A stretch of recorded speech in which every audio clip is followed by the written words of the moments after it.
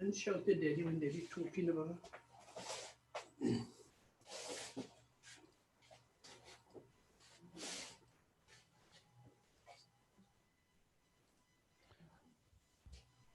Okay, guys, we'll start in 3 minutes. 3 minutes.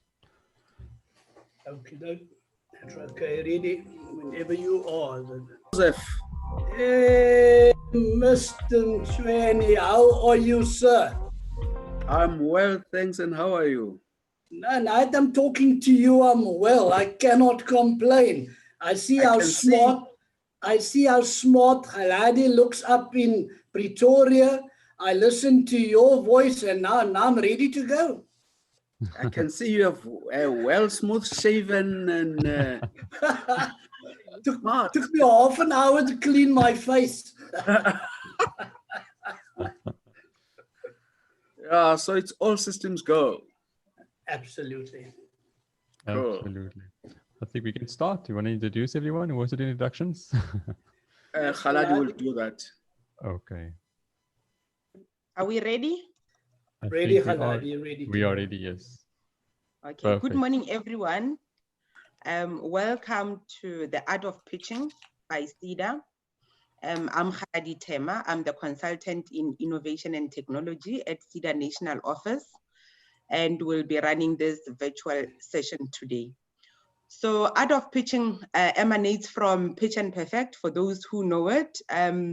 We hosted this across the country and we were there in person, but then COVID happened. Now we are doing everything virtual.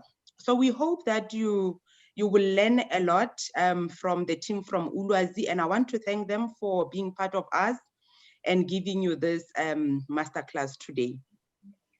I hope you get ready and take all the notes that you can, that they will present to you. Learn as much as you can the art of pitching so that you can present your business cases better to an investor, because it's an art. There's a way you do it. To date, I have listened to more than 1,000 pitches, some including Entrepreneurship World Cup, Cell C, to name but few. And currently we are doing FemInTech. And these days, people are pitching virtually on a video. So learn as much as you can, what you can include, what you can't include, and learn certain things like your mission and vision, and learn new things on what to say, what not to say.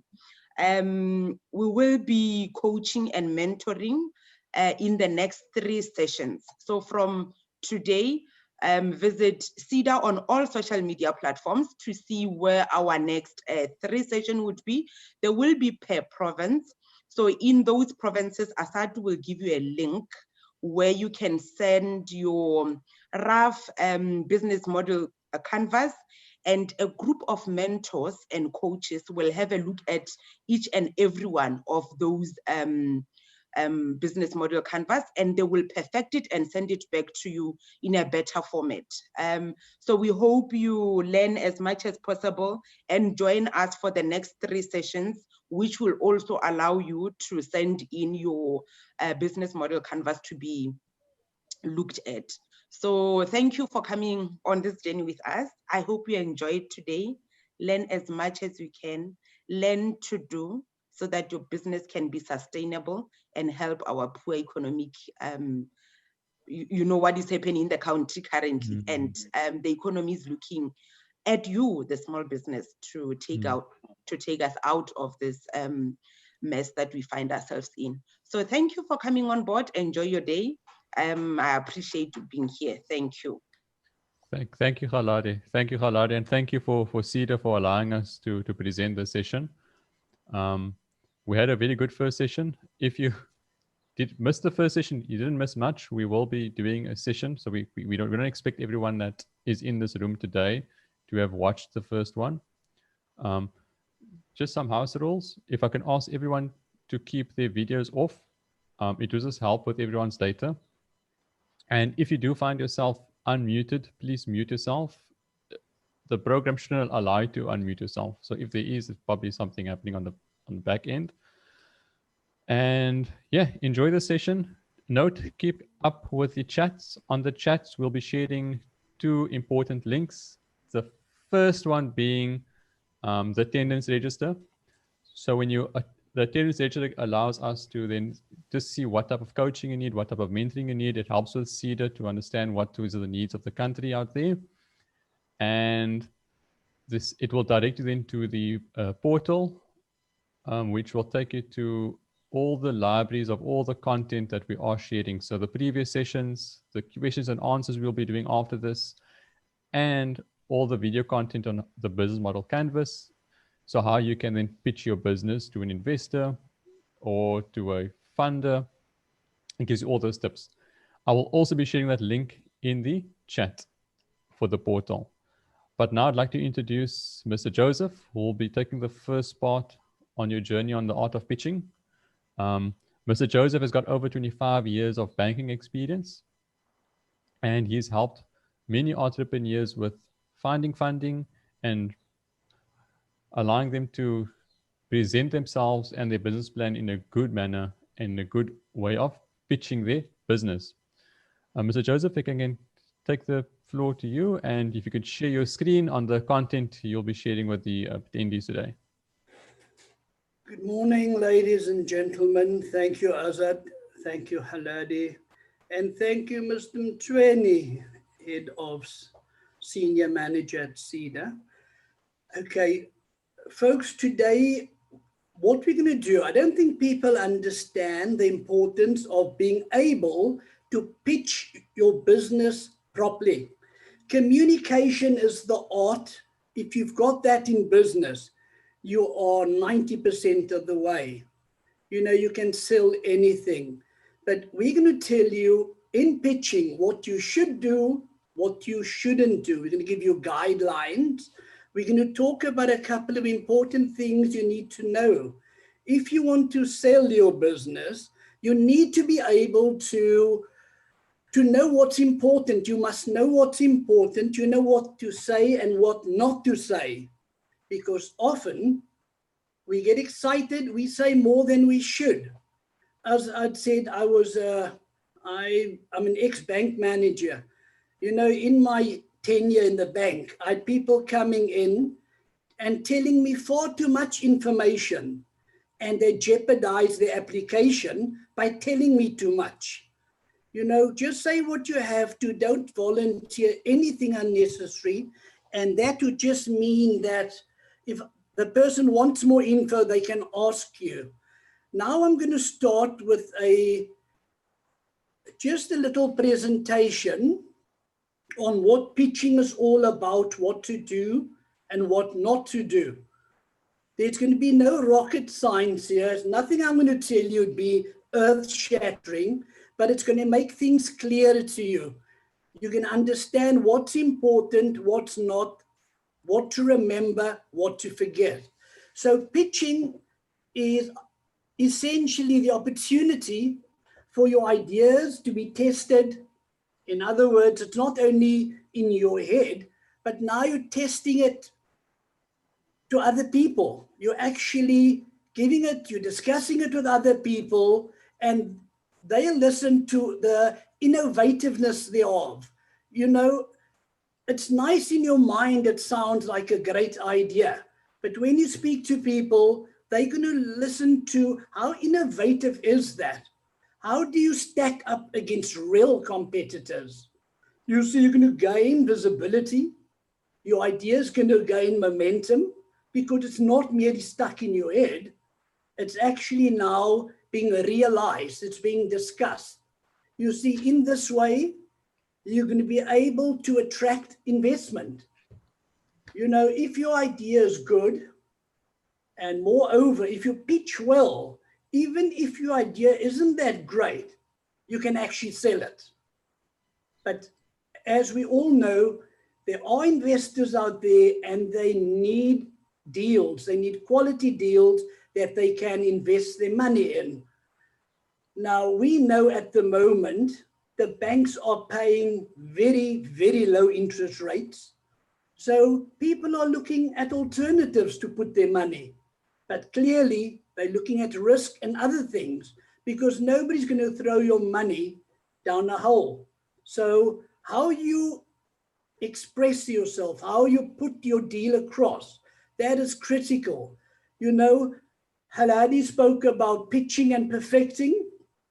You know, what you're doing here is you're creating an enabling environment for your, whatever it is, your idea, your product, your business, to actually get buyers for this, for whatever it is you're trying to sell. Yes, it's going to be challenging. It's going to be daunting. However, you know, you need to be brave and, more importantly, confident, because people pick up on confidence. The moment you lack confidence, people will know, listen, either he's not a confident or she's not a confident person, or alternatively, what they're trying to sell is not necessarily that sound. So pitching is sharing your ideas and getting feedback. Now, on that point of getting feedback, you know, there's two types of feedback. There's constructive feedback and there's destructive feedback. Now, people think that feedback, you know, often when they get feedback, it sounds like it's destructive. But even criticism can be constructive, depending on how it's done. There's certain rules to that, but we're not going to go discuss that now. Then we're looking at the more you pitch, the more you can refine, the more you can distill your presentation and your business case. You'll see what you're not doing right, you see what you're not saying right, and you try and fix that up for the next time. And more importantly, you improve your ability to present, your presentation skills, and your confidence. Because nobody would start out being extremely confident, just talking, and then they realize they crash, and that affects their confidence. So confidence is very, very important. You know, I always tell the students or whoever, the learners, prepare well, prepare adequately, prepare actually thoroughly, not adequately. You need to know who you are pitching to. You know, when you pitch, there's going to be a catcher. The catcher is the audience who's listening to your presentation. Now, you need to know who you are pitching to. You cannot go and pitch to a bunch of high-powered executives with their pinstripe suits, and you go in a shorts, a Bafana sweater and a pair of slip-flops. You're going to be way out of you. You know, you're going to start off on the wrong foot. So you need to prepare adequately, know who you're speaking to, know what they want to hear, understand them. You know, so you give them that message that they actually want to hear. You want to encourage them to be part of the discussion. You want participation from them. You know, also, you need to try and get your business plan to get it into a pithy couple of lines, a pre-seed synopsis of what it is of your idea, your business idea, or whatever it is of your investment case. Something short, concise. You know, it must basically talk to what is it you want to do, why you're doing it, and how you're going to do it. And what are they listening for? Any of the audience, in their mind, what is in it for me? What is my ROI? What's my return on investment? Because that's why they're sitting listening to you, to see how they can benefit from it. Now you get different types of pitching. You know, you get the panel pitch. You know, sometimes if you go for loans, you're going to have a couple of bankers or funders sitting there, people from credit, people from sales, you know, and they would listen, and they would be the panel of judges who would discuss it afterwards. It could be an elevator pitch, you know, where you see somebody, a CEO of a company like Stephen Jobs. Okay, if you see him, you should be worried because he's dead. So if you're going to see him, you really should be worried. But if it's some CEO, some big shot you're trying to pitch your idea to, you get him on the 30th floor of a building, he's waiting for the lift to go down. That's your chance to pitch your idea to him. You've got one opportunity, and you better make jolly sure that you don't waste any second. You don't talk unnecessary peripheral things. You talk what's necessary to try and get his interest. Once you have his interest, he's going to say, I want to hear more. And then the last one is the movie pitch, you know, where you go like Dragon's Den and what's that other guy, Trump, you know, whatever these guys have to, whatever they have to, that would be a movie pitch. Okay, the next one, now I'm just showing you the overview of a slide deck, a pitch slide deck. You know, I spoke earlier, you know, you break your situation down into 3 questions. What is your idea or your concept? Why are you doing it? And how are you going to do it? So that's basically what it's all about. So with the what, you're looking at your business concept or the idea. Then what problem is this concept, idea? What problem is it addressing? What problem is it solving? And then you look at the size of the market. You know, if you're in business already, what's the current size of your market? What is your target market's potential size? That all falls under the what. The next thing you're going to ask yourself is why? Now that would be, listen, here's this opportunity to do something. There's a gap in the market. There's an opportunity, a gap I want to address. You also need to look at your competition. How strong is your competition? Maybe there's no competition. Then you have to come up with a business model. Now that bright yellow thing there, that business model is basically where the whole pitch revolves around that model. The business model is, how am I going to make money? How is this idea going to generate funds? Now those things fall under the why. Then we look at the how. Now the how would be, you know, you need to have that special sauce. You know, I can buy your food because you've got this special sauce on it. Now we're going to see what's your special sauce. Then obviously what's it all about? The numbers. If I want to lend money, what amount do I want to lend? What revenue do I anticipate? What revenue am I getting at the moment? What's my cost structures, etc. Then finally, it's going to be, so what? After that whole presentation, after everything, what's going to happen? Are you going to take up my offer? So that in essence is my call to action. Right, so just breaking it down further. Under the what, so now we're looking at your business or your project or your idea, just this description of it. You have it on your front slide. Now, this is on before you even start talking. It's on your slide. This is free mileage. You see, but it must be attention grabbing. It must actually be interesting, exciting, something with a great catch line or a lovely picture, a picture that tells 1,000 words. Sorry for that cliche, but something that's really going to actually make an impact. That must be up before you even get started, while you're waiting to get ready. Then now coming to the what, your concept. You need to now show and tell people about what it is, the idea you're trying to sell or the concept. You know, you need to explain what your business does,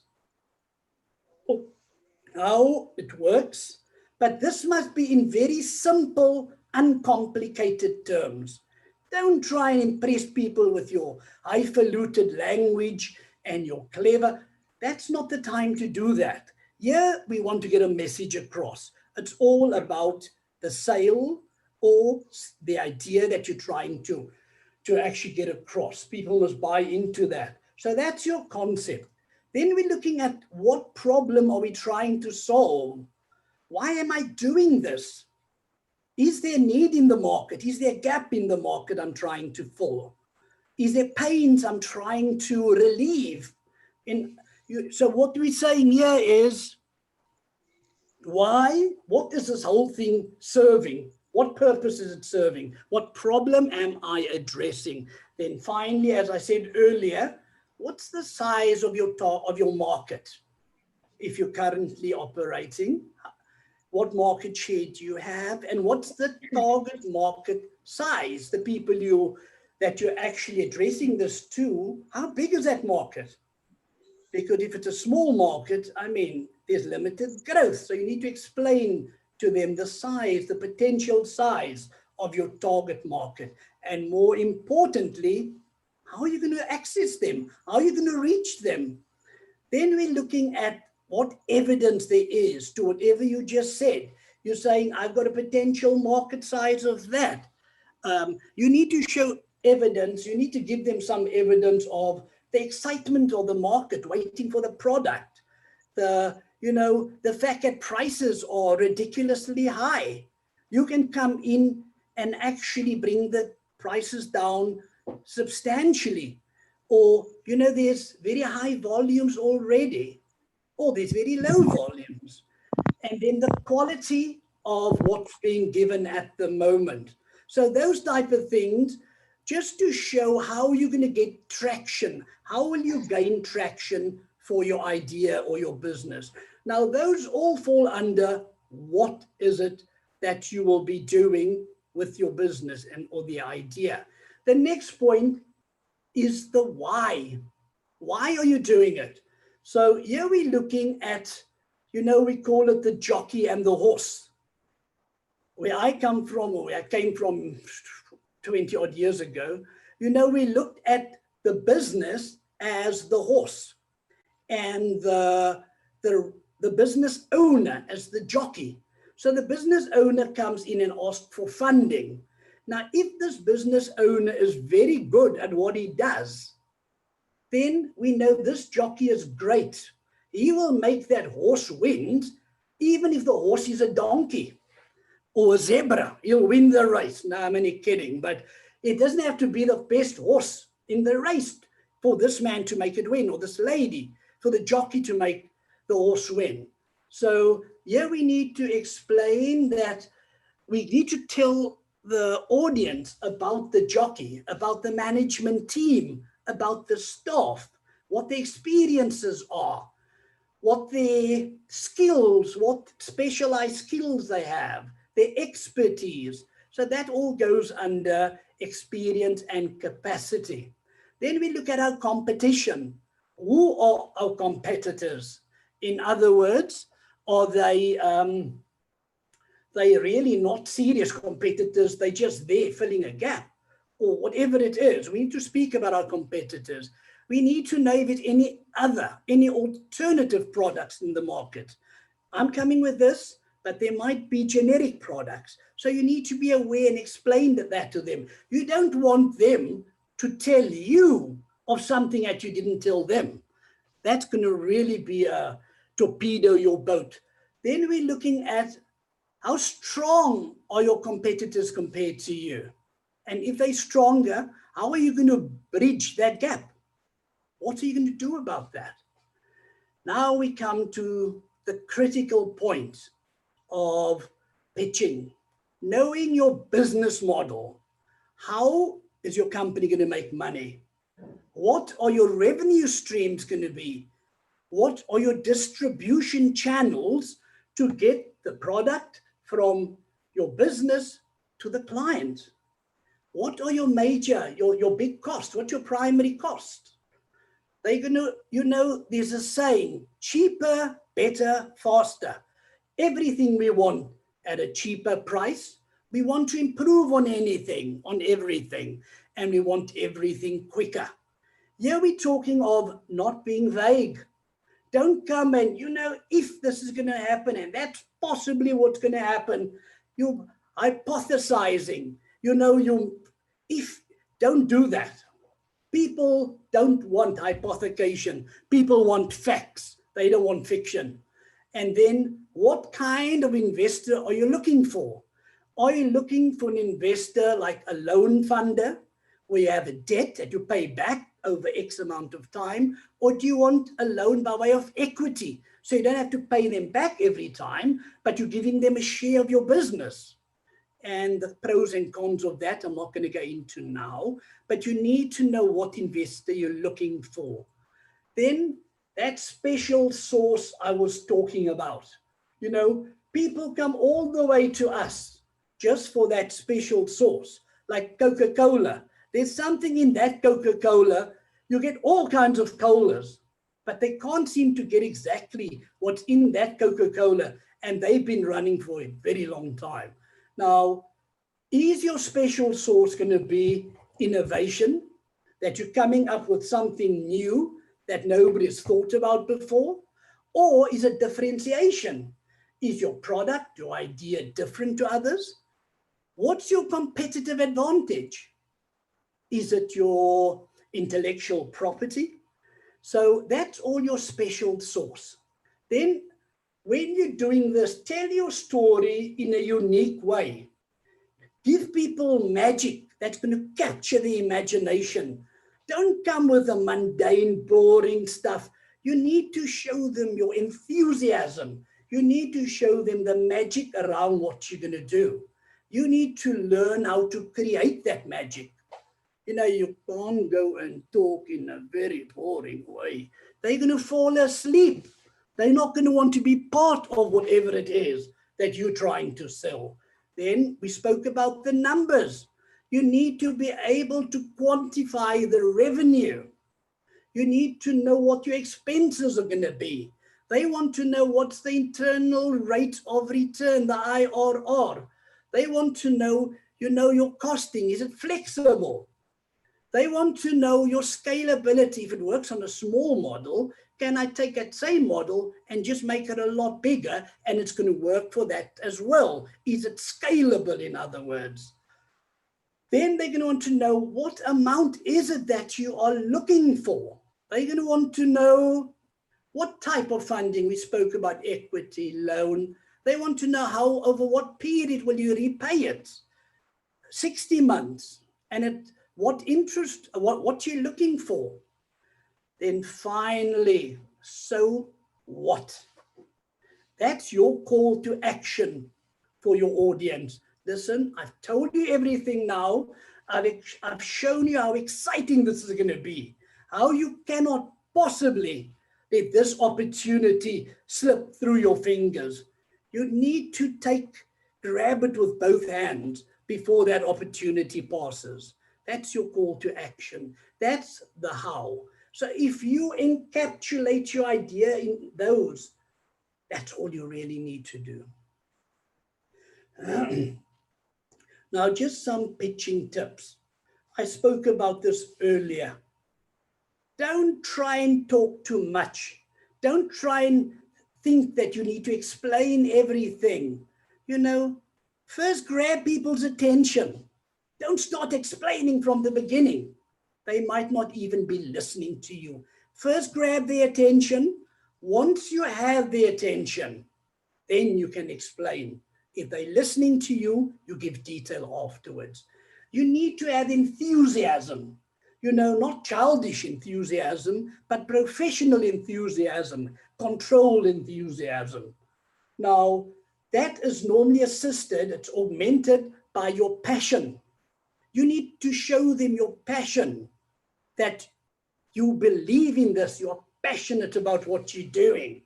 But once again, just be reasonable. Don't go overboard.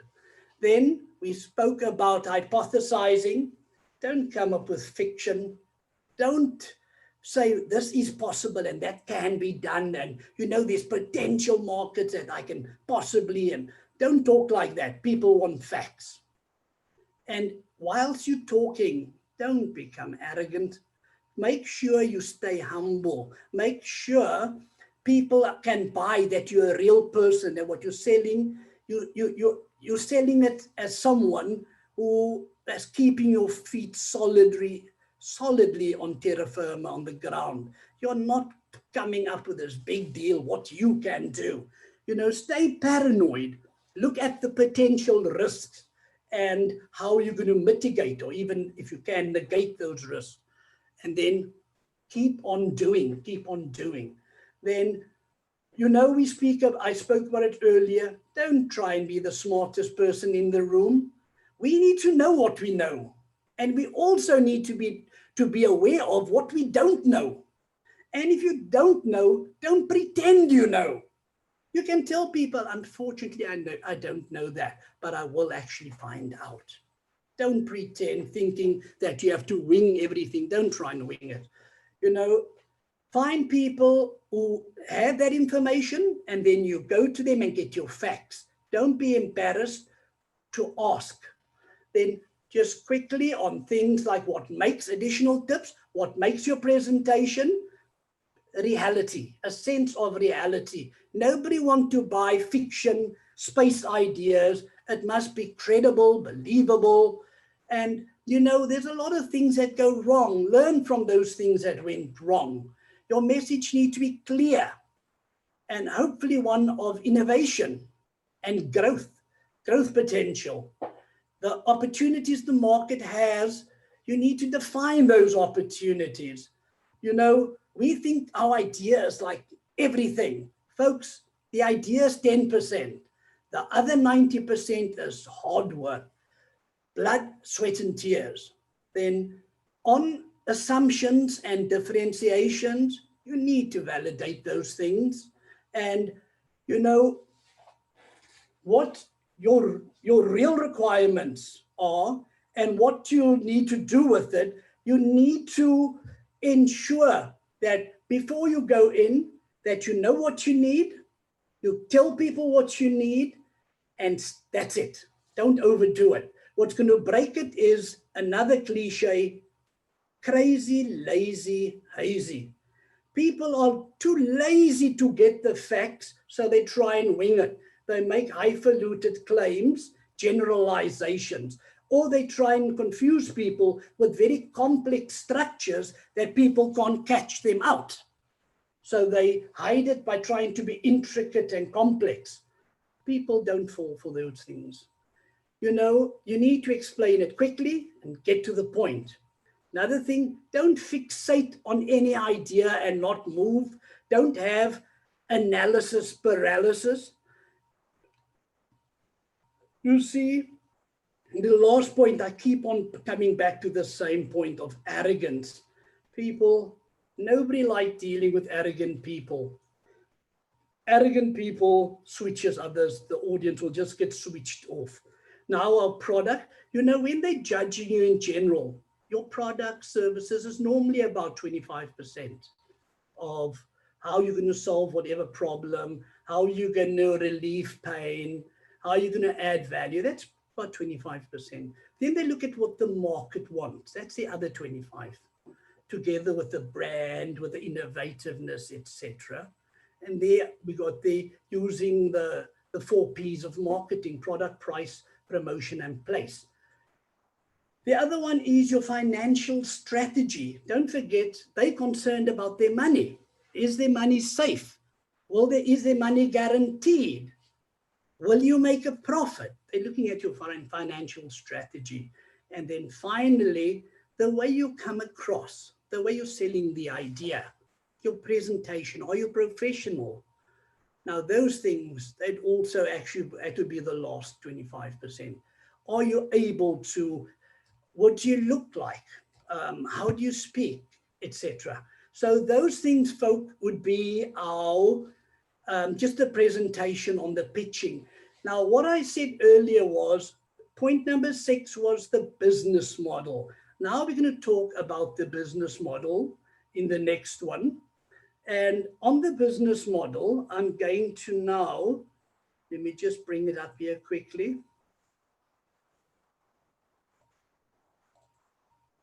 Azad, can you see the business model? Hello, Azad. Yes, we can see the business model. The business model is clear. Now, last time somebody told me they couldn't see it. Okay, folks, you know, the business model we are talking about, right? The business model basically is the rationale, the contemplation, the reasoning behind the business, how it will be creating wealth, delivering wealth, capturing value, delivering value to its clients. That's basically the business model. Now, to do that, we using a tool called the business model canvas.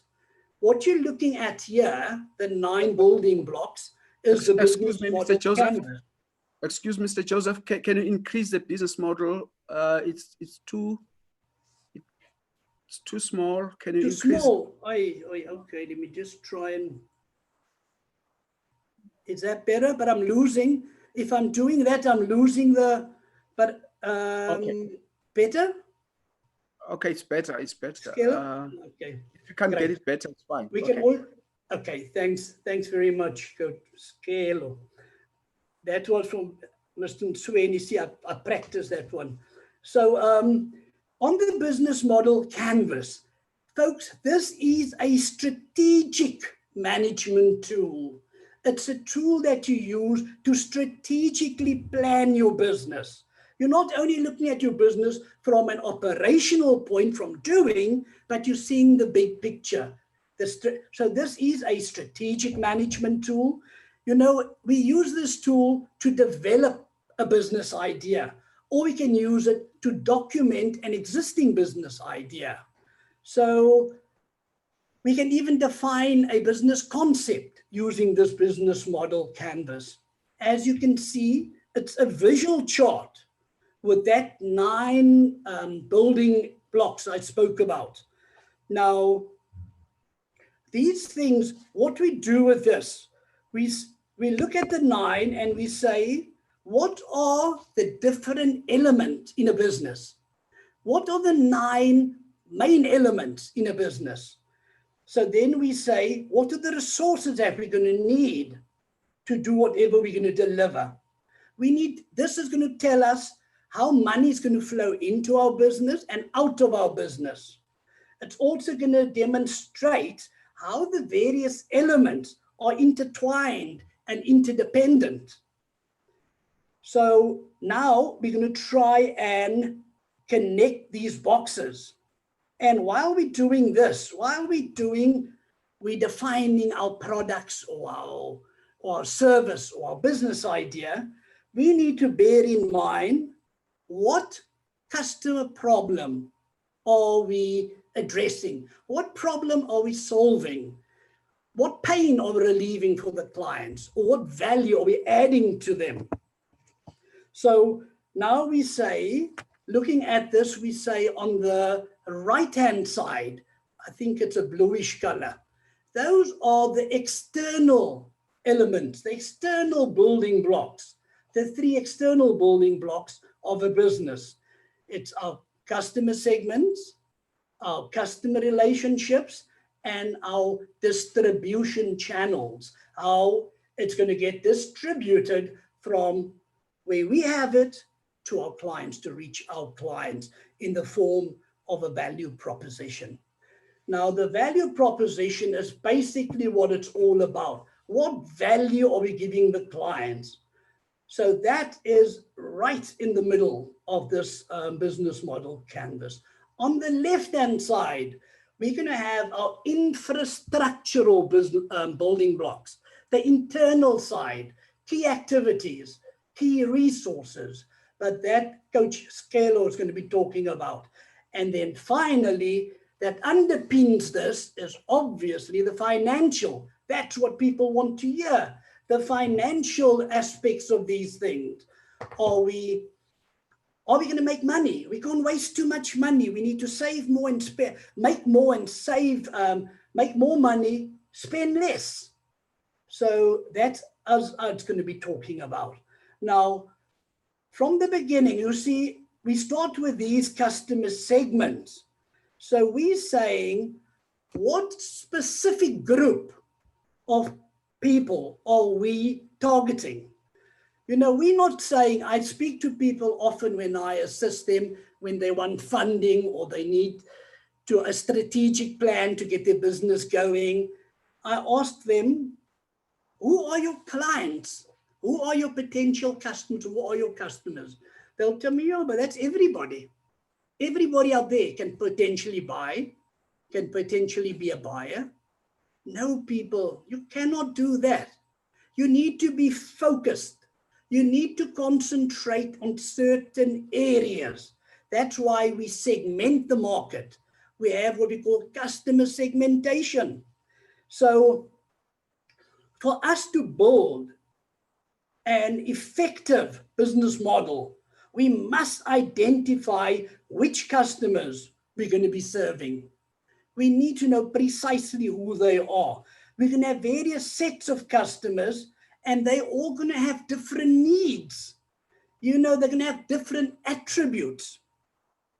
So part of our strategy here is to meet the characteristics of these selected groups of people that we have, called the various segments. So this customer segmenting, it's the practice of dividing our customer base into groups of individuals with the same ways, possibly the same age group, the same gender, possibly interest, same interest, or spending habits. Now, when we're looking at our customer segments, we need to bear these questions in mind. We're looking at things like, for whom are we solving the problem? Who's got this problem that we're looking at solving? We're looking at who will be the people who will best appreciate, who will most benefit from our value proposition we're offering. Then, are there other businesses that's going to be competing? If so, what are the characteristics of these various businesses? Now we're looking at things like, then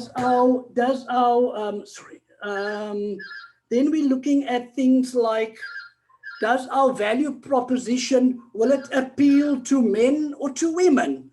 Or will it appeal to everybody? So then we're also going to look at things like, what are the age groups? Or will it be young adults? Will it be older people that we're actually trying to address with our products? We're going to look at the characteristics. Things like, what are the characteristics of the people?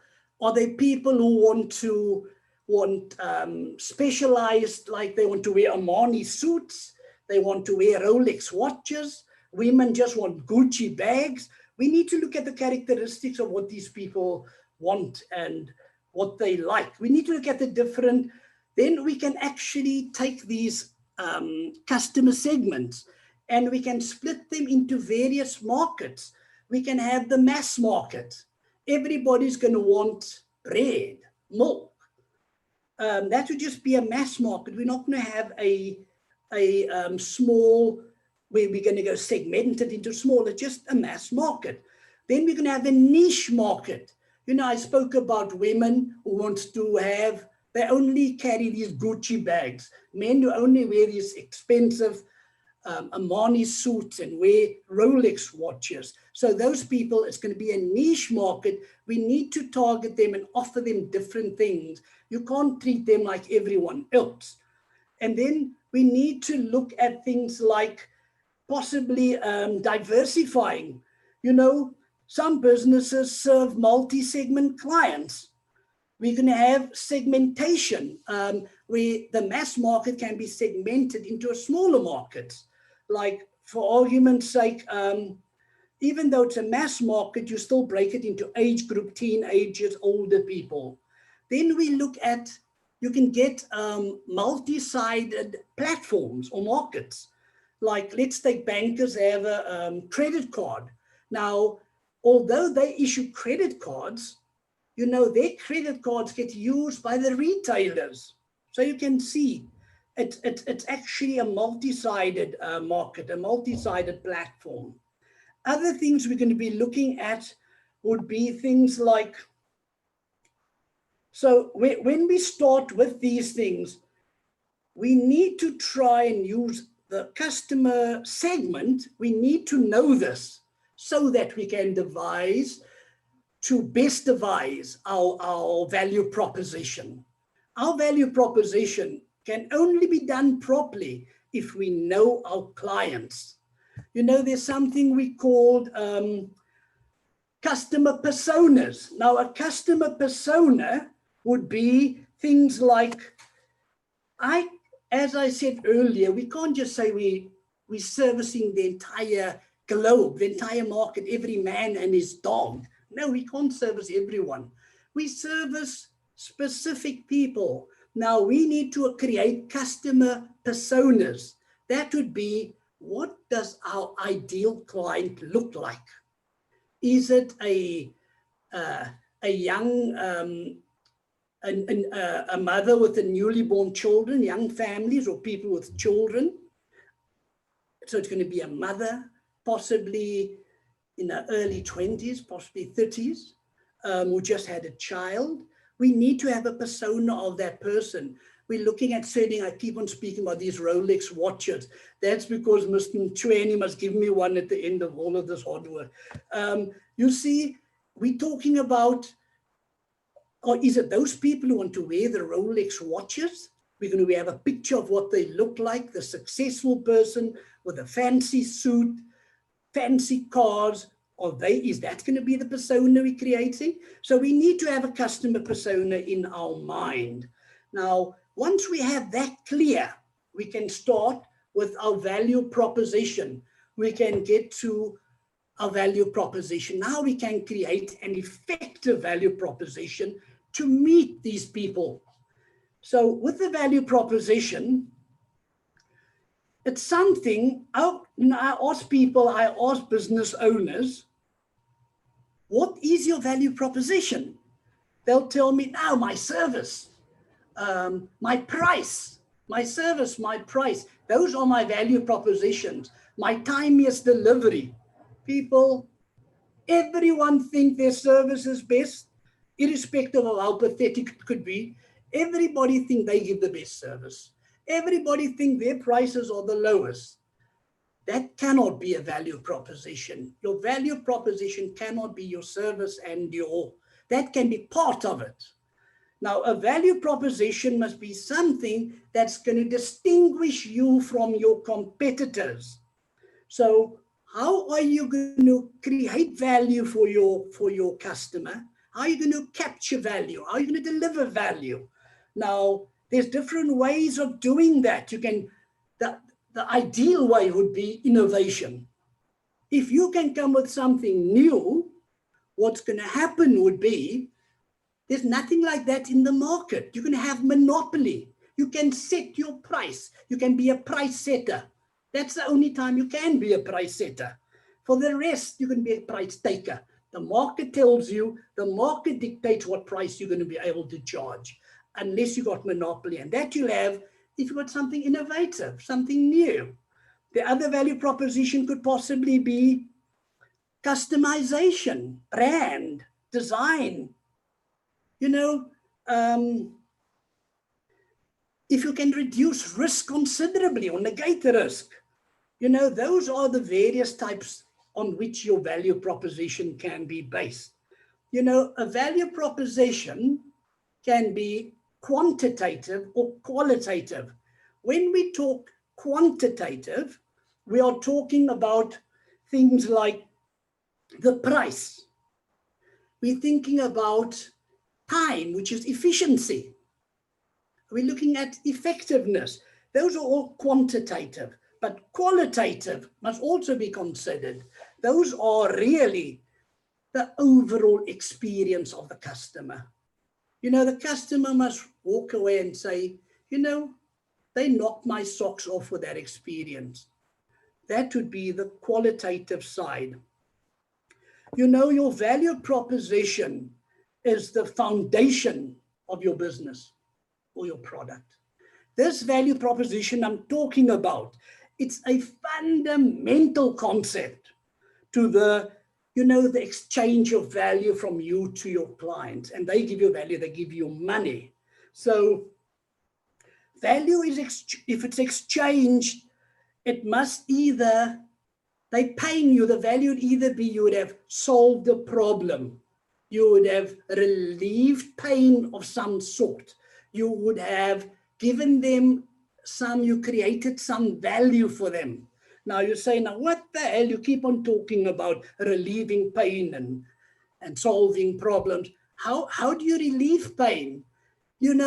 Let's say I've got a retail store in an area where all the stores open at 9 o'clock. People come to work already at 7. They can't buy anything because the stores only open at 9. So if you want a cold drink, you haven't eaten, whatever, you can't go and buy it. You must wait until 9. Now, that is a problem. That is a pain. So you need to solve this problem by saying, okay, I'm going to open my store from 7 in the morning. So now they'll all come to me. I've solved a problem for them. I've relieved the pain by opening a time that suits them best. How am I going to create value? I create value by, let's say I'm in an area where you don't get fresh bread. Now I make sure, so I get people to send me fresh bread, and my clients can come and collect the fresh bread or rolls or whatever from me. I've added value to them. So, with your value proposition, we need to understand one thing. We need to ask ourselves, what compelling proposition am I giving my customers? What about it is so compelling? I need to look at, why would customers want to buy from me or use my service? Which core value? I'd be thinking of my core values. Which core value would I be delivering to my customers? Under value propositions, I'm looking at things like, what needs am I satisfying? What problems, as I said, am I solving? What pains am I relieving? So in essence, in conclusion, I now have worked out what is my customer segment. I've clearly defined my customer segments. I now have built my value proposition. And from my customer segment, through the value I'm giving, I'll get the best revenues. I'll obtain the highest revenues. Folks, I'm going to hand over now to Coach Skelo. He's going to be next up, and he will speak about the internal. I've covered the external side and the value proposition. Now, Coach is going to cover the internal side. Coach, over to you. Thank you. Hello, everybody. I trust you're doing, you are well where you are today. Let me just quickly get right to it. I won't take too long. I want to cover these 3 parts. As Ahmad has mentioned, the key partners, the key activities, and the key resources. But let me just say, this is a wonderful opportunity that SEDA is giving you. And please take this very seriously. And I want to impress on you that you take this information and you start applying it. I think nothing beats that. We can speak and generalize, and we can try to talk to all of you in a general sense, but until you make these things apply to your own individual business, then you will really see the value of the model canvas, amongst other things. I mean, one of the things that we'll be trying today is to show you a video of how the pitching then is supposed to tie in. So you must be able to see how all these things are interconnected. And that's where I want to start. Because even with what I'm going to talk about, your key activities, your key partners, and your key resources are very interlinked. And they go back to what Ahmad was talking to us about when he was talking about the value proposition. You must be able to see, let's just go right into it and speak about the key activities first. Here you are asking yourself, what do you need to do in order to produce what you produce? I'm trying to simplify it as much as I can. But again, this is not about just answering questions. We said this is the art of pitching.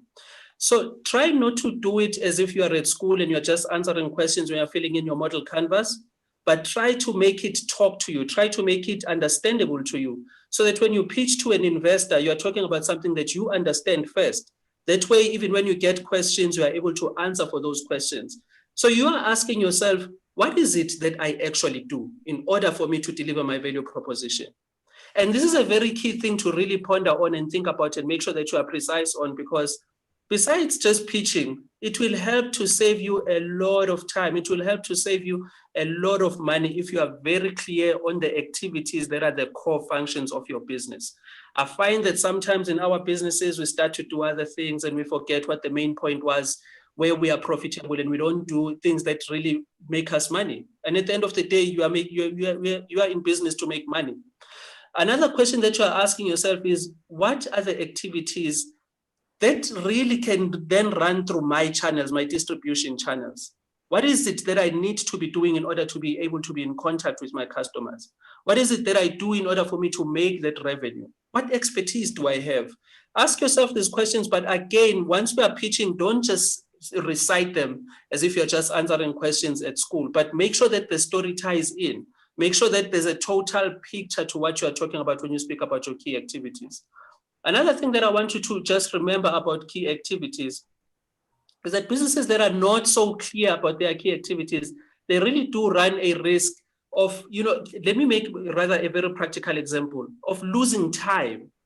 You find that someone needs social media to market their business, but now you're on social media just loitering in the Facebook streets. Now you're no longer focusing on the core functions of what makes this business work. So be very, very careful to know what your key activities are and think this section through very thoroughly and think about everything that you believe is what makes your value proposition to be what you are offering to your customer, to be top notch. This section will help you really with being efficient. Once you are efficient, you'll know that there are some things that you delegate. You must know all your tasks. What do I delegate? What do I do by myself? What do I outsource? I mean, some of the things you might want to outsource, and we'll speak about key partners just now. You might want to get in other people to do some of the stuff that you should be doing for your business. We are trying to give it to you this way so that while we are talking about how you can pitch your business, but we must also help you in understanding your own business better. The tool that's the business model canvas must help you to run your business even more effectively. Now, let me shift quickly to the key resources. I don't want to take up too much of your time. With the key resources, you are asking yourself, what do I need to have in order to produce what I need to produce? What do I need to have in order to deliver on my value proposition? What distribution channels do I need to have? What resources, what assets? These could be the assets that are absolutely crucial to you delivering on your value proposition. So you must think long and hard about what assets do I really need? And again, here, you're not just saving time, but you're saving money. So oftentimes when we are still starting out in business, you don't really know what to go and get. This tool will help you to clarify your mind. Once you know exactly what resources you need, you won't just spend on things that you don't need. And again, here I want to say, because we are talking about the art of how to do this thing, I want to impress on you guys listening that you must get to a stage where you are able to invest in yourself. You must get to a stage where you know the resources that you need and you invest in yourself, and you don't let your business run dry because you don't have the right resources that you need.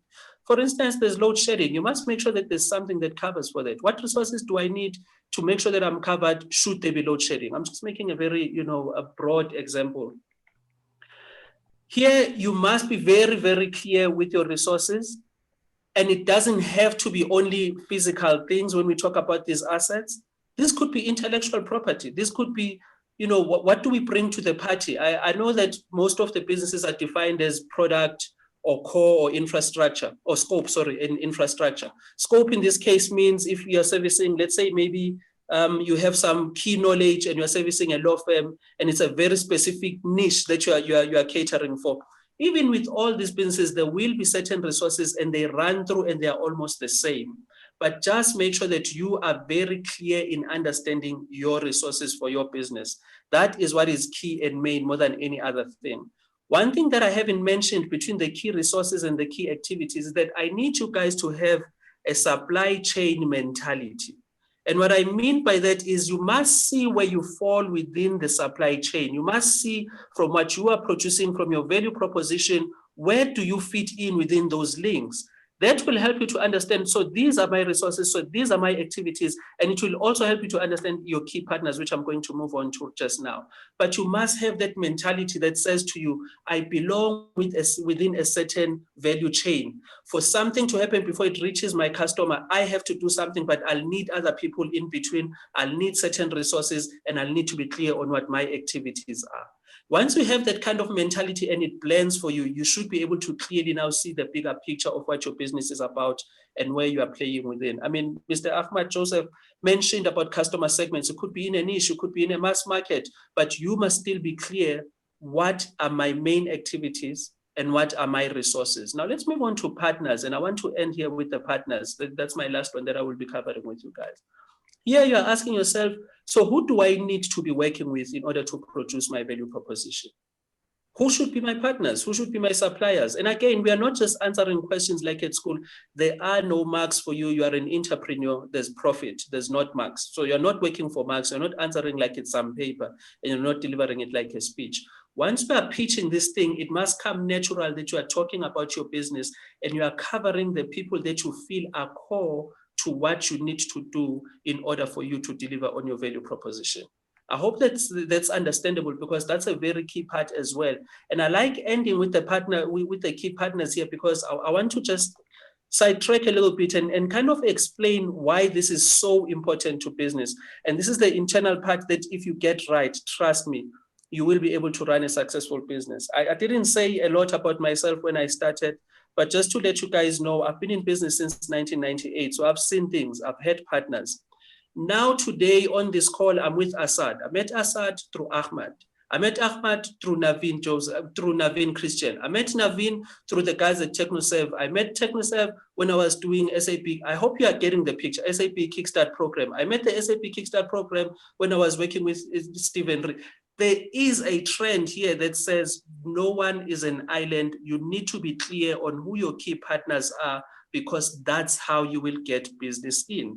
I speak from experience. I've been in business for a very long time. I've run my own accounting firm. I'm not even an accountant, but I had key partners that are accountants, and I was able to do the other jobs that they were not doing. So in you analyzing who your key partners are, you're really coming up with, what can I offload? What can be outsourced?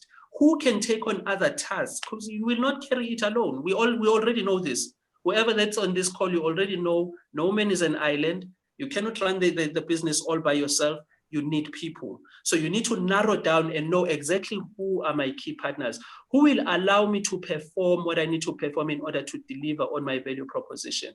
And once you are clear at this as well, it should be able to allow you to know, well, what motivations do I even have to be partnering with these people? This again saves you money and saves you time. So oftentimes, sometimes when we start some businesses, we partner with people incorrectly. You partner with someone just because he's my uncle. I partner with somebody because he's my friend. I've known him for a very long time. But what are they bringing to the table? Well, what do they have to contribute to us making a profit? Well, what is their value that they are adding to this thing so that we are able to grow what we have started? So you must be able to articulate as well what motivated these partnerships. Once you're starting to pitch these things and you're talking to investors, investors will want to know, so why did you partner with so and so? What's happening there? What's that partnership about? And by the way, we are not just talking about individuals here. Once you are listing your key partners, it could even be companies. Sometimes we don't deal as B2C, which means business to customer, but sometimes we deal as B2B, which is business to business. So make sure that you articulately lay down and understand who all your partners are. Who are your suppliers? Who do you have to work with in order to be able to make sure that you deliver on your value proposition? I just want to say this in closing. I hope that was understandable. I tried to summarize it as much as I can. I want to encourage you guys to also join us for the sessions when we are doing it by province. That's when the art of pitching will really come into life, because we'll be doing the practical side of things. For now, we wanted to just lay the canvas and say, this is the canvas. These are the 9 points that you should be doing. We'll even show you a video of how things tie in. do your own homework, make sure that you put together a strong canvas, but come back to us, use that portal that we offered you. Asad, I'm sure, has put down the link to the portal. If you have any questions, ask. Don't be afraid to ask. We're doing a brainstorming session the other day with Asad and Ahmad. And I remember Asad saying, be careful of not saying things that will be confusing. Once you start mentioning things like break even without proper context, I want to say to you guys, don't be afraid to ask. If there is something that I have said, if there's something that Ahmad has said, if there's something that Asad will say and you did not understand it, come back to us. Give us your questions. We are more than happy to do that work. You know why? Because also we have business model canvases ourselves. This is a business to us as well. So all these things that we are talking about are very practical to us. We know that we are key partners to each other. We know what our key activities are, and they include answering some of your questions. We are very clear about these things, and we will be able to be of assistance to you. And just to what Madam Khaladi was saying when we started, we rely on you guys as entrepreneurs. Please make sure that you put together those business model canvases. And don't just look at one-sided funding where you think, okay, only government can fund me. We want to do this thing as the art of pitching because there are many other avenues that you can go to in order to make sure that your business is strong and it is funded.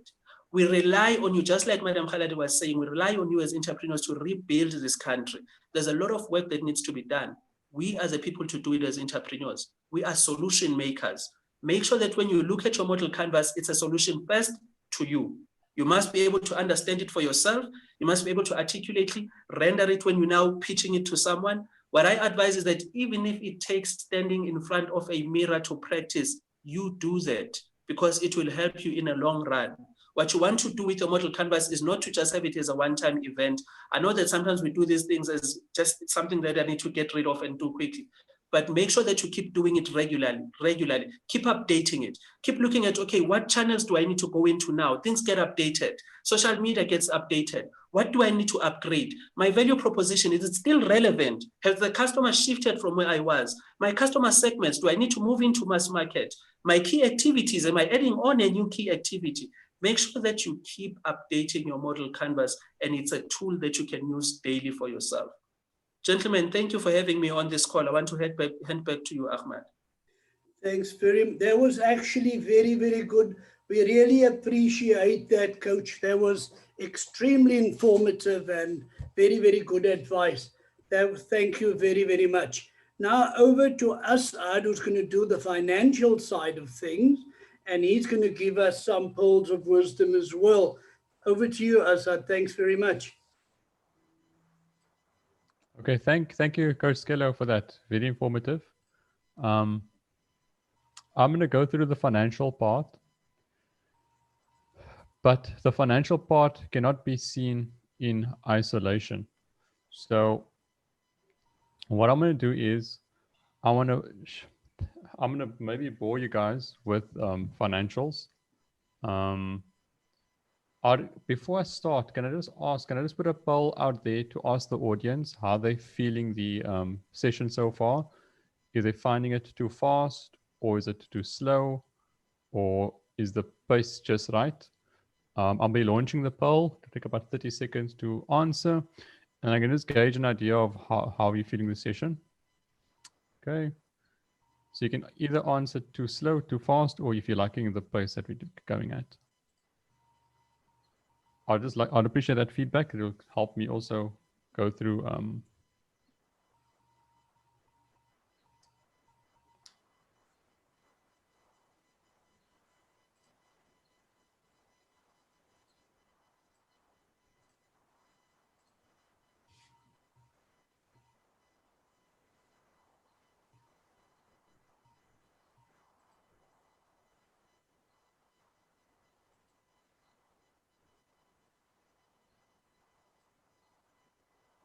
Okay, perfect. It looks like everyone is saying 100% is going just right.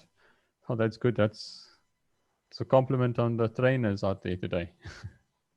So Coach Skello and Mr. Joseph, you guys are going perfectly.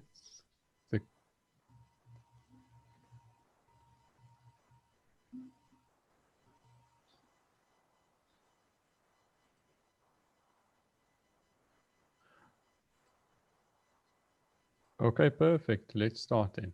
That's good. We got 100%. Everyone said we are on track. I can share the results. That was the results. So everyone said we are at a good space. Thank you.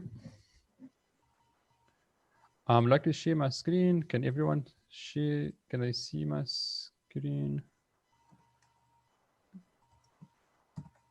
Can you see my screen? Yes, Asad, we can see. Perfect. Okay, before I start, I'd just like to let everyone know that's in the room to please visit the portal. The links are in the comments. I'll put it in the chat. I'll put it in the chat again later if someone missed it. The portal allows it, because a lot of questions have come up. Will the slides be available? Will this be recorded? Will they be able to view this again? And yes, you will. Everything is being documented. We are posting all the content. You are also welcome to register for the provinces. So if you know what province you're on, you're welcome to register now for that one or after the meeting. And then you registered for that day. You're welcome to join us for our YouTube. We will be maybe giving a 30-minute or an hour on a live YouTube on questions we might be getting on this session that we can't answer. But we will be having a question and answer session after this. There is templates available, so you can download a pitch deck template. You can download the business model canvas here. So if you click on it, start here, the business model canvas will come up for you to save on your computer. Okay, and you can edit this one once it's saved. Okay, after that, we've got these financials. The financials are also available under download. Let me just see where I'm at now.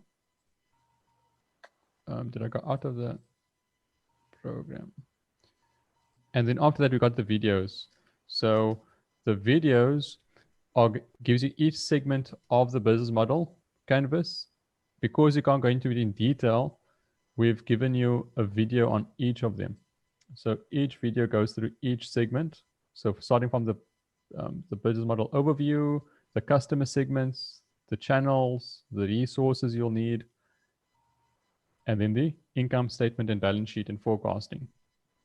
Now, the aim of this session is for you to be able to pitch your idea. And to pitch your idea, you'll have to talk about how the different elements of the business model canvas fits into your financial statements. And you have to be able to communicate that to a funder or to someone you're pitching your idea to. Now, there's only so much you can speak about when you're speaking to a funder. The rest will have to be documented on your business plan or on your business model canvas. You might not be able to go through in depth on all of the numbers.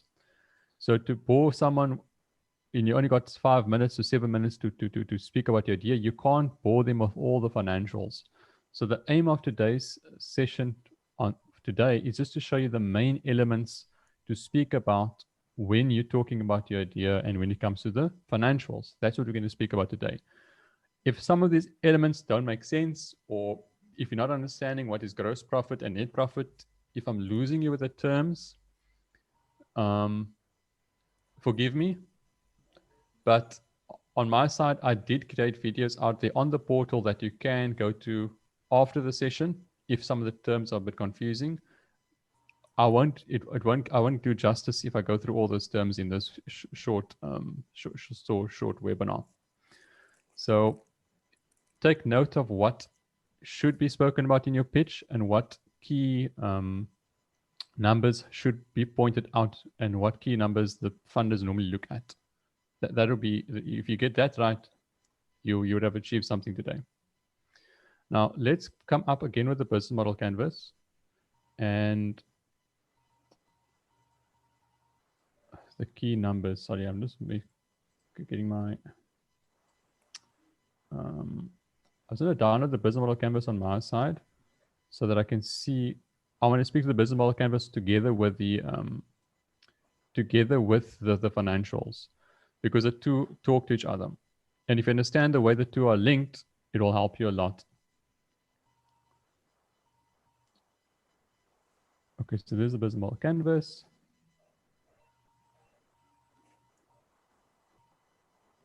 Okay, and that's our financials. Perfect. So I got both of them on the screen. So I'll be going between the two. Okay. Now the first part to look at is you've got an income statement and you've got a balance sheet. And as a business owner, when presenting a business, you have to know where to put what figures. So if we go back to the business model canvas, I'm not sure if both are showing on your screen. On my screen, I can see both the balance sheet and the business model canvas. Yeah, I can see Okay. it. Okay, perfect. It might disappear sometimes when I make a click, but I'll put it back on. So as Mr. Joseph started with is the customer segments. So your customer segments is important because your customer segments, if you choose, as I gave in the previous webinar, was the lady who was making hats, customized hats. So she was manufacturing hats, she was selling the hats, and she was training people on how to make these hats. So she had a training kit, and she allowed people to then teach them how to make a basic hat for themselves. So these are the three types of revenue streams she had. So each of those is a different customer segment. So every customer segment will have to be measured. And the way you measure it is by showing in your income statement the different revenue streams that you do have. Because the more customer segments you have, you can agree with me that there'll be different revenues that you'll be getting from that. That's the first thing. And as Mr. Coach Skeller spoke about and Mr. Joseph, is that the business model canvas can't be seen in isolation. They're all seen together. They all impact each other. So the more customer segments you have, think of the lady she's wholesaling to the boutiques. She's making the custom made hats and selling it at the premises, and she's doing training workshops. That's three different types of revenue streams, which will need three different types of activities. So the key activities in her business that she'll be doing, she'll need to hire staff to train people on how to doing those workshops. She'll need trainers. She will need someone to manufacture those hats because she's manufacturing those custom hats. She's not buying and selling the hats, so she'll need different types of activities to obtain that revenue.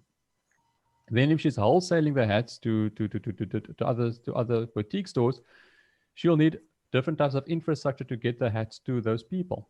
So all of those have a value, and that is a point that I would like to stress out on this part of the session. If you have key partners, your key partners that you build relationships with, they will come at a cost, and you'll have to put a cost to that also. Your resources, if you're making hats, you will need a machine to make those hats. You'll have to look out, do I have more machines or more labor to make those hats? Because the more machines I have, you might spend less on labor, and how that influences your numbers. The channels, how are you going to get the hats delivered, and what channels are you going to use to communicate with your clients, and what channels are you going to use to transport your hats? What value chain are you going to use? Are you going to use a channel of a service provider that's out there that's already doing deliveries and paying them a fee, or will you be doing it in-house, buying a bakkie or buying a van and doing it yourself? Those are questions you have to ask yourself. Now, all of these have to be put on a number to get your income, which is your revenue, and the cost structure related to that revenue. And hopefully after this session, it'll make more sense of how to communicate this message to your relevant funder or the person you're pitching this idea to. Now, the first part is splitting your revenue streams up. And by splitting your revenue streams up, it has to be realistic. I put other two items here because sometimes people have 5 different revenue streams. In this example, the lady who's making the hats, she could maybe have another type of revenue stream, which is an online, like an online portal or online store, where she's selling the hats online. That'll be a different revenue stream. And maybe online training, or she could make videos online. All of that has to be realistic, because you only have, as a individual, you got limited time and you got limited resources. So you can't take all the revenue streams you can think of and try and plug it into your business model, because you might not have the resources to attain all those revenue streams. So you have to find out what type of percentages are you going to focus on in your different revenue streams. Are you going to focus more on your wholesale part? Are you going to focus more on your custom side? Or are you going to go more on your training side in this case? So in your business, you have to ask yourself, here's my revenue streams. What percentage am I going to allocate to each part of my revenue stream? Because that will determine the amount of focus you're going to put out there and the amount of resources you're going to have to build on each of those revenue streams. So in our case, she looked at a past history of the past 2 years, and she saw that, and then she did a forecast going forward of where she is heading towards. Okay. These numbers you get from your performance on your financial statements, on your bank account, or you have an accountant. They'll determine what type of invoices you sent out. That will be your turnover. This is important for the funder. So the funder would like to know, what is your turnover? When they ask what is your turnover, they're asking what is your sales, because your sales determines the traction you have in the industry. And that is what the panel will look at when you're speaking with someone. They want to know, what traction have you got in the market? You can't come out and have this brilliant business idea, and then you come with your customer segments are all done very neatly, and you've got these 5 customer segments or 6 customer segments, but you've got no market traction. No one's buying from you. No one's buying a product. If no one's buying a product, you don't have a business. So it all starts with determining the customer segment and attracting that customer segment. And that's why these numbers are important. So the first number everyone's look at is, how much revenue is this company making? If it's making revenue, that's the starting point, because it means someone's actually buying this product. It's not only an idea, it's something that's actually in the market. People are seeing the product and people are buying the product. That's the most important part of getting market attraction. That's how market attraction is based on. That's a truth. You can have the best idea in the world, but if no one's buying it, it's just an idea. Now, that's the first part. The second part of the business model canvas on how to make the numbers would be, once you go to customer segments, would be those activities. All the activities, the money is just not going to come there. You're going to have to work on those. You're going to have to do something on your side to obtain. There's going to be costs involved to obtain those revenues. And the key activities and key resources will be the parts where you're going to, which is your cost structure. You're going to expense that money. And the next thing the funder will ask you is, fine, you've made all this money. You've made all the turnover, but we'd like to know, how is your cost structure? What type of infrastructure would you need to obtain this money, number one? And number two, what type of costs are you incurring to obtain this revenue? Now, in this example, I gave you the 2 years to show you the difference. Can you see that in 1920, they made high revenue, but at the end of the year, the net profit was only 2,000 Rand. Correct? And that's not a very good example of a business, because you're making this high revenue, but look how much money you're retaining at the end of the year. Yeah. Now, if you look at the following year, they're making a much higher net profit. Okay. Now, that's what the fund doesn't ask. It's going to ask you, what is your net profit percentage? And your net profit percentage is taking your net profit amount by your revenue amount. And they'll look at that percentage to see if it's realistic, number one, and if it's actually sound. Because if you're making revenue, but you're making no net profit, there's something wrong. The next thing the funder will look at, or someone who's looking at your pitch, they'll ask what is your cost of sales figure or your gross profit. So your gross profit is taking your cost of sales to your income. And what they look at this is the trick of looking at the gross profit, which is very important, and business owners don't always see this. Your gross profit should be consistent. It shouldn't be up and down. Your net profit can sometimes go with jumps up and down, but not your gross profit. Your gross profit is something that is consistent. And when you're building your pitch deck and you're building your numbers and you're building your forecast in the future, take note of your gross profit. Your gross profit shouldn't vary more than 5%. 5% is max up and down. I would recommend actually something like 2%. Because that shows that not very much thought was put into your business model, and they will be able to identify that and see, but this person is not certain what is the cost involved in their product maybe, or they are maybe fishing out numbers or forecasting figures that is not realistic. So just keep note of that when doing your forecasting, that the numbers they'll look at is your gross profit margin. Okay. Another part of the gross profit margin, the margin of your gross profit should be high enough to cover your fixed costs. So take note of that also. Okay. Let's take note of that. Another item that the funder will look at is they will ask you on your resources. So on the resources part, they will look at the resources that you need. So you'll say you've got these resources. In this case, I've got a machine to make the hats. I've got a manufacturing plant where I store all my machinery and I make the product. And I've also got a storeroom where I keep the hats or my product, and I've got a delivery vehicle where I deliver the hats.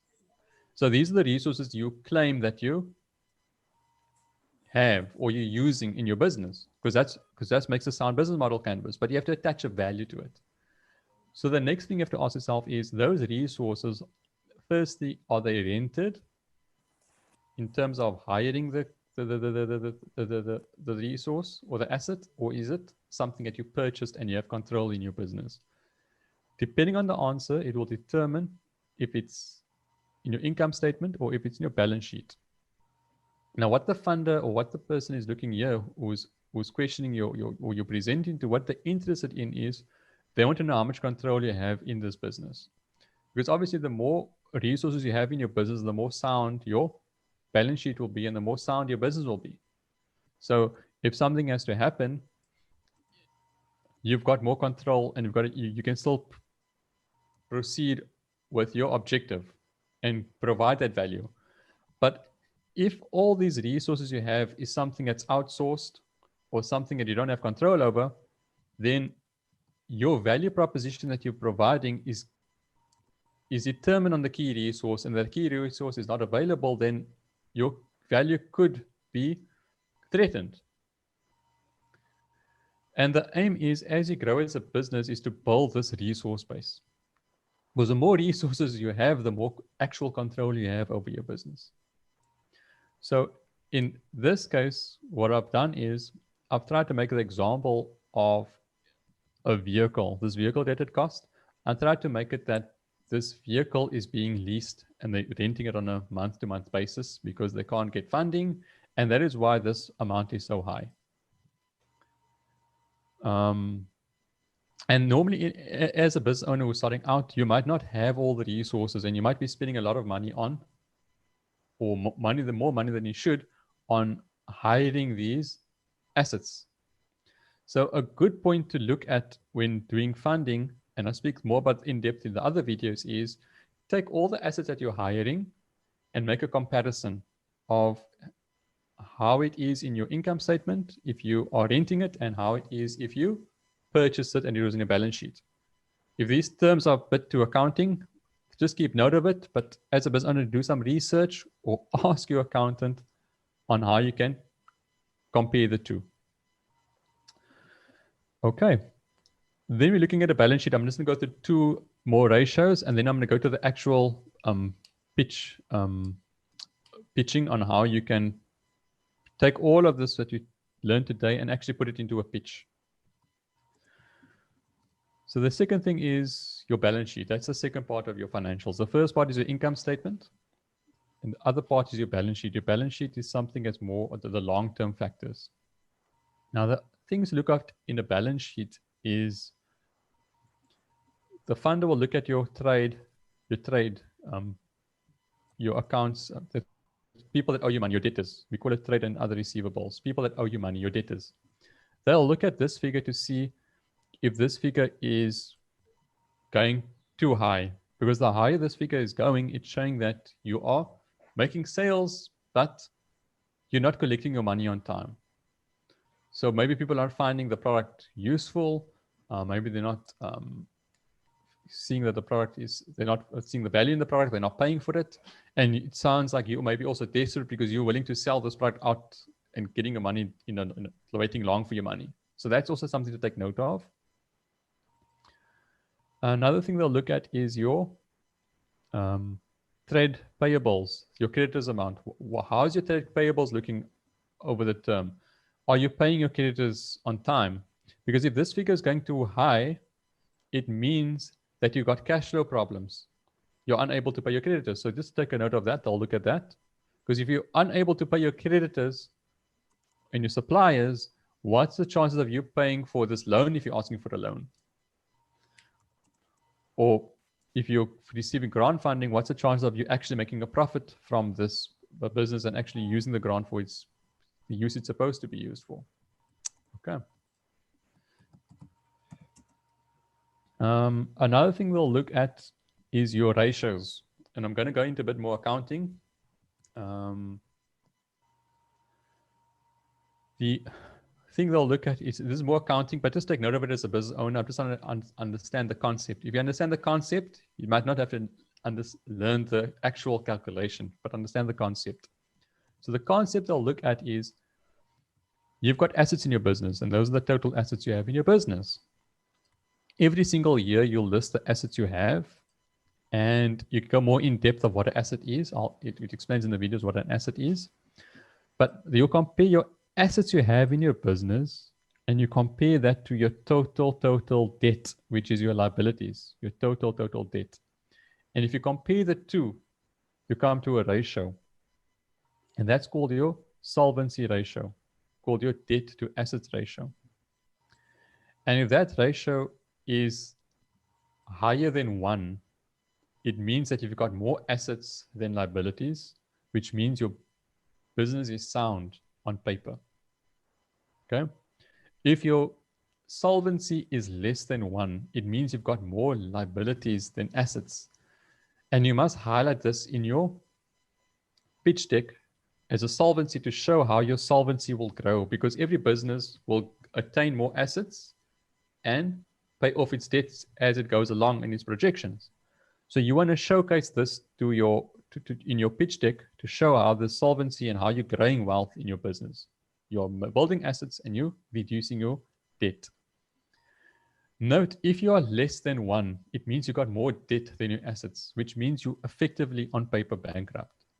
And if in your business today, you should maybe take a list of all the assets you have. That would be my recommendation. As something off, just take a list of all the assets you have, all the liabilities, and see what that figure is.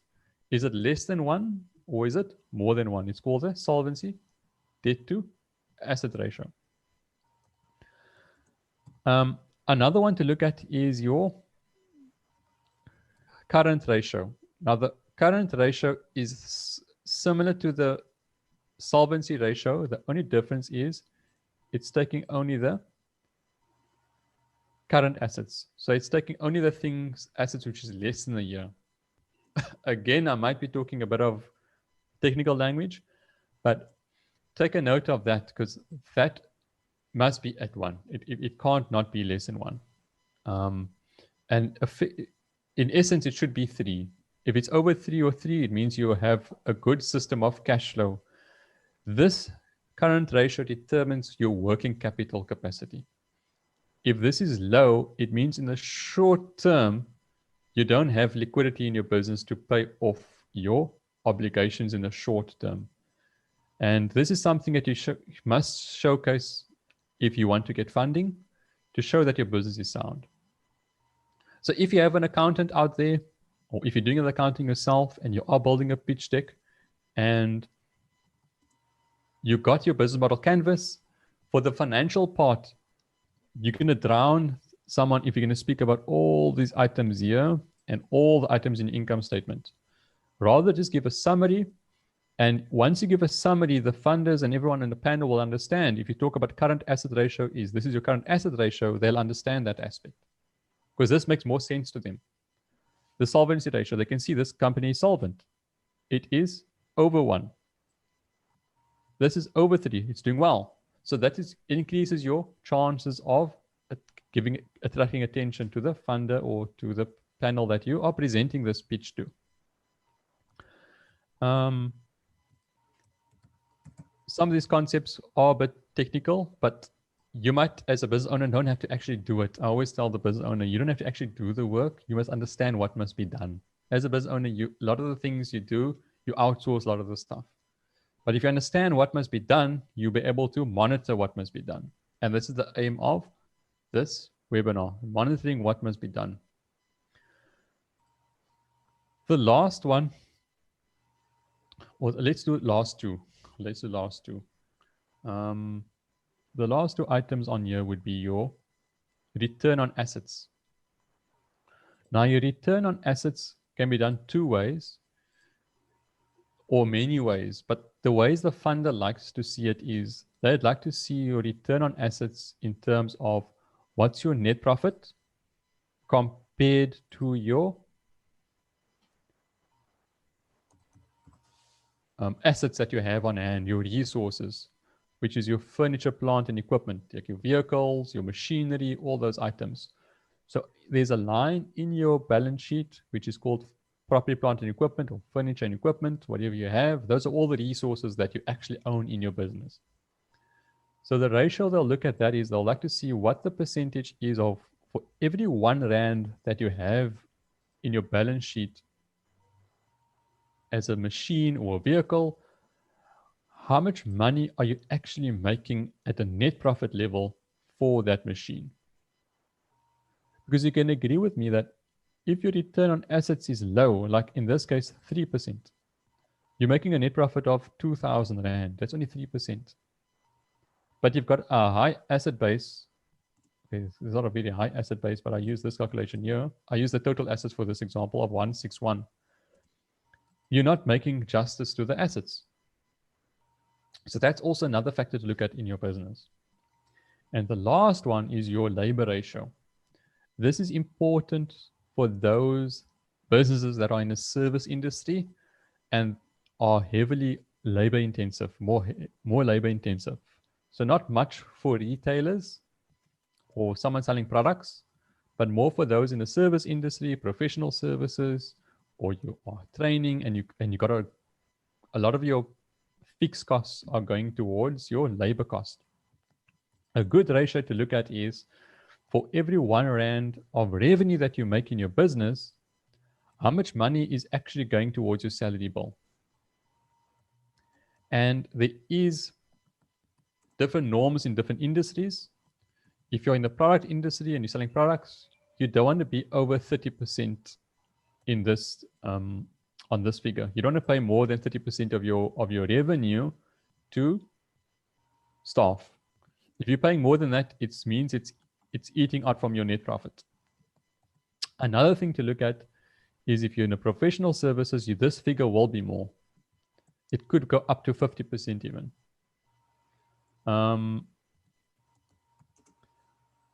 So that, I believe, is the key ratios you should look at as a business.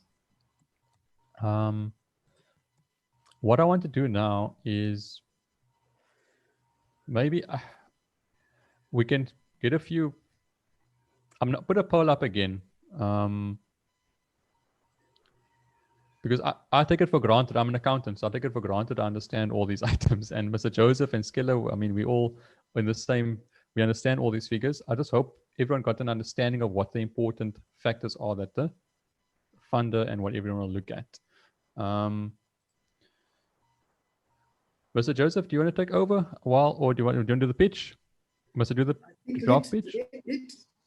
Azad, thank you very much for that, Azad. That was extremely informative and it gave us a very good idea of numbers.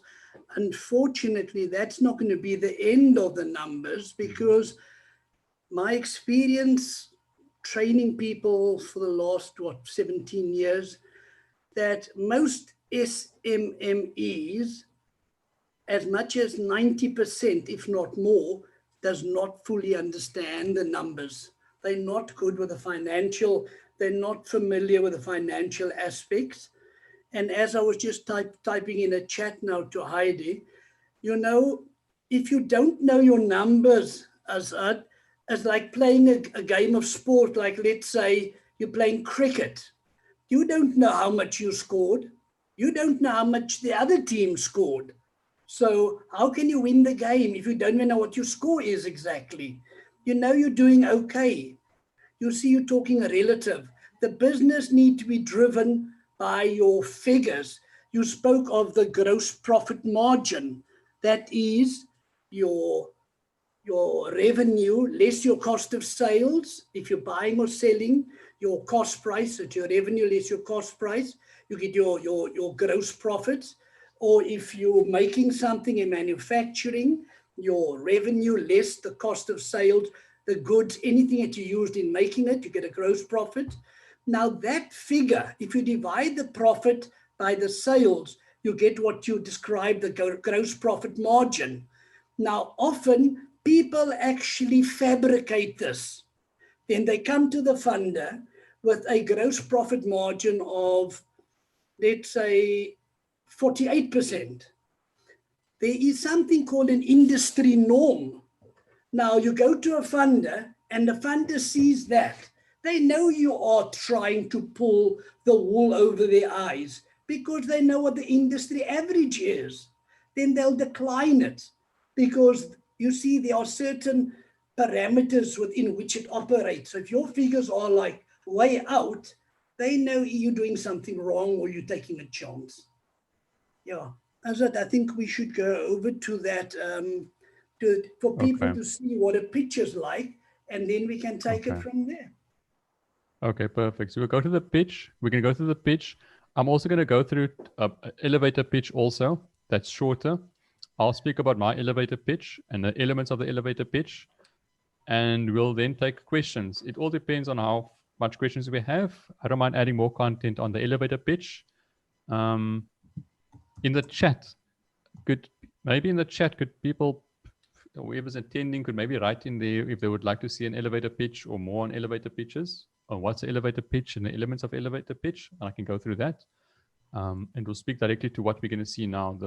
This example of, and this is a real pitch of someone that gave a pitch. So we're going to be seeing a real pitch that was live. It was done in June. And I believe this pitch was done very well. It speaks to all the elements of the business model canvas. Sibukazi, she is the founder of Kasi Labs, and she was able to present her business, which is in the drone space. And she was able to pitch this idea to SEDA. And with this pitch, this gave her her own type of resources and her own what she required. She got this based on the pitch deck that she built and the way she got her message across. And this is the end goal. Once you build your business model canvas, this is what you're trying to achieve. And I believe if you go through the content on the portal and if you attend the future webinars, you will be able to also at the minimum have your own business model canvas. And once you got your own business model canvas, you can then get a template, because everyone asks us for the template. What template? Do you have a template? And the template is the last part of the whole of the whole strategy session. The template is just the colors and the font and what the type of pictures you want. And anyone can build that template. There's so many templates out there on the internet that you can get for free. But without the correct information on the business model canvas, and without the correct information and communicating that information, putting your idea and your progress of your business in words, and then putting in a template, it's only going to be a static template that is generic.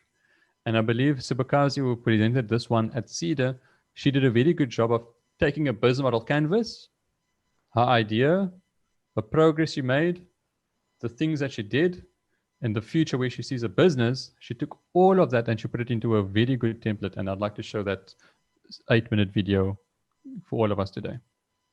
Okay, I'm going to share my screen. I'm going to share my computer sound. Perfect, let's start.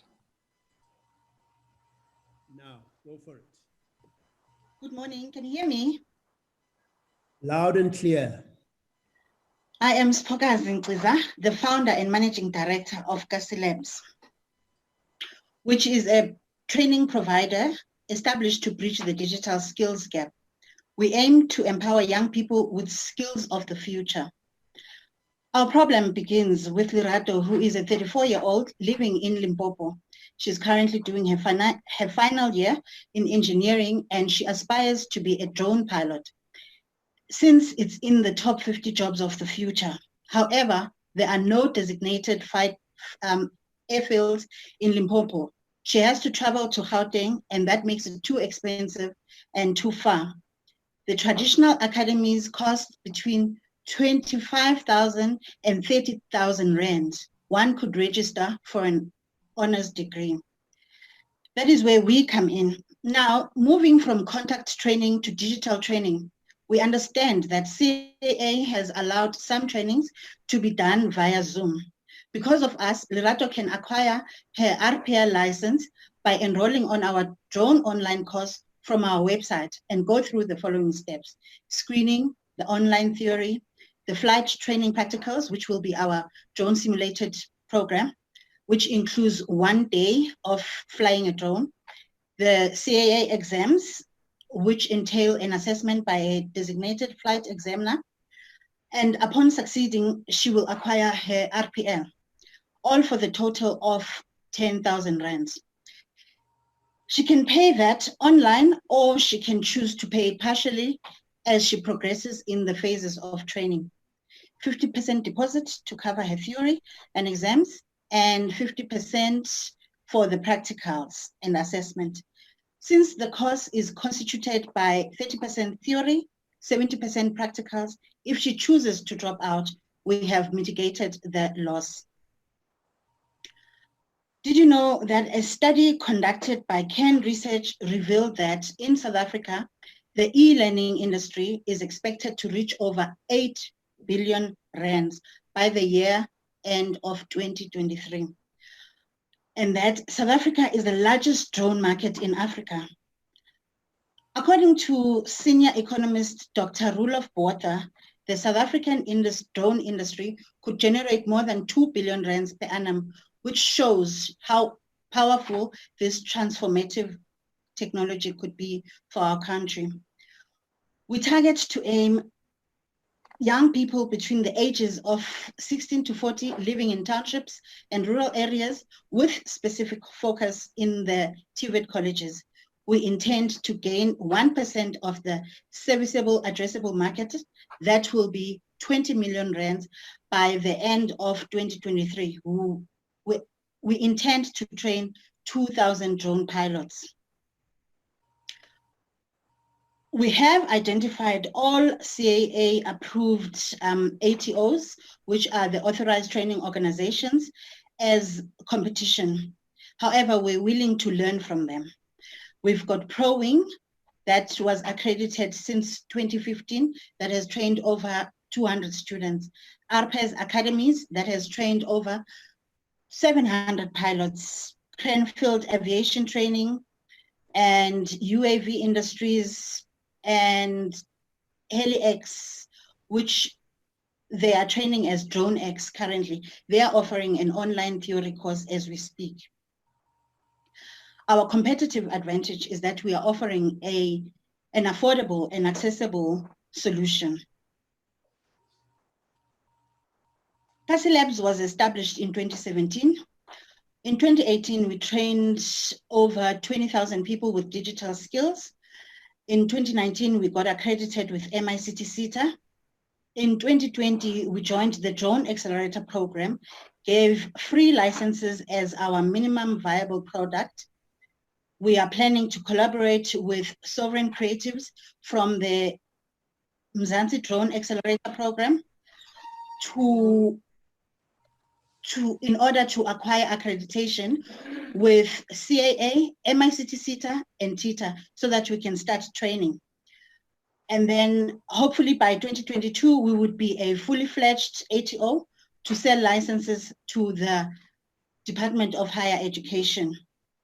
We have a small team of 5 qualified resources, myself, Mpo, and we have 5 interns from the YES programs just for administration. We're looking to employ a flight instructor, a developer, and in summary, we are offering a drone online training course to college students and graduates. We are trying to solve a problem of accessibility and affordability of flight schools by offering a training at a reasonable price from a computer. For the marketing strategy, we plan to collaborate with our competitors through their enterprise supplier development programs. And for pricing, we will use low price, high value, which is just for market penetration. For the channel strategy, we plan to reinforce our partnership with Ekurhuleni West College. And for the product map, we rely on CAA to recognize our online courses. The company's primary source of revenue was training for kids, hosting digital marketing workshops, and career guidance seminars. The company has spent over 300,000 to get accreditation from MICT SETA. Our capital that we are requesting for is 1 million rand to ensure quality training with impact and to bring the business up to scale, which will be constituted by 500,000 rand as seed funding. We're also looking for a co-founder from the aviation industry to offer 250,000 rand for 5% of our shares. And the last 250,000 rand will be sold for 5% equity shares to investors. We can negotiate the rate of return. The capital will be used to get accreditation by CAA, apply for extension of scope from MICT SETA or TITA, hire a developer to develop the simulated training, train our staff to be flight instructors. We also need to buy drones and some licenses.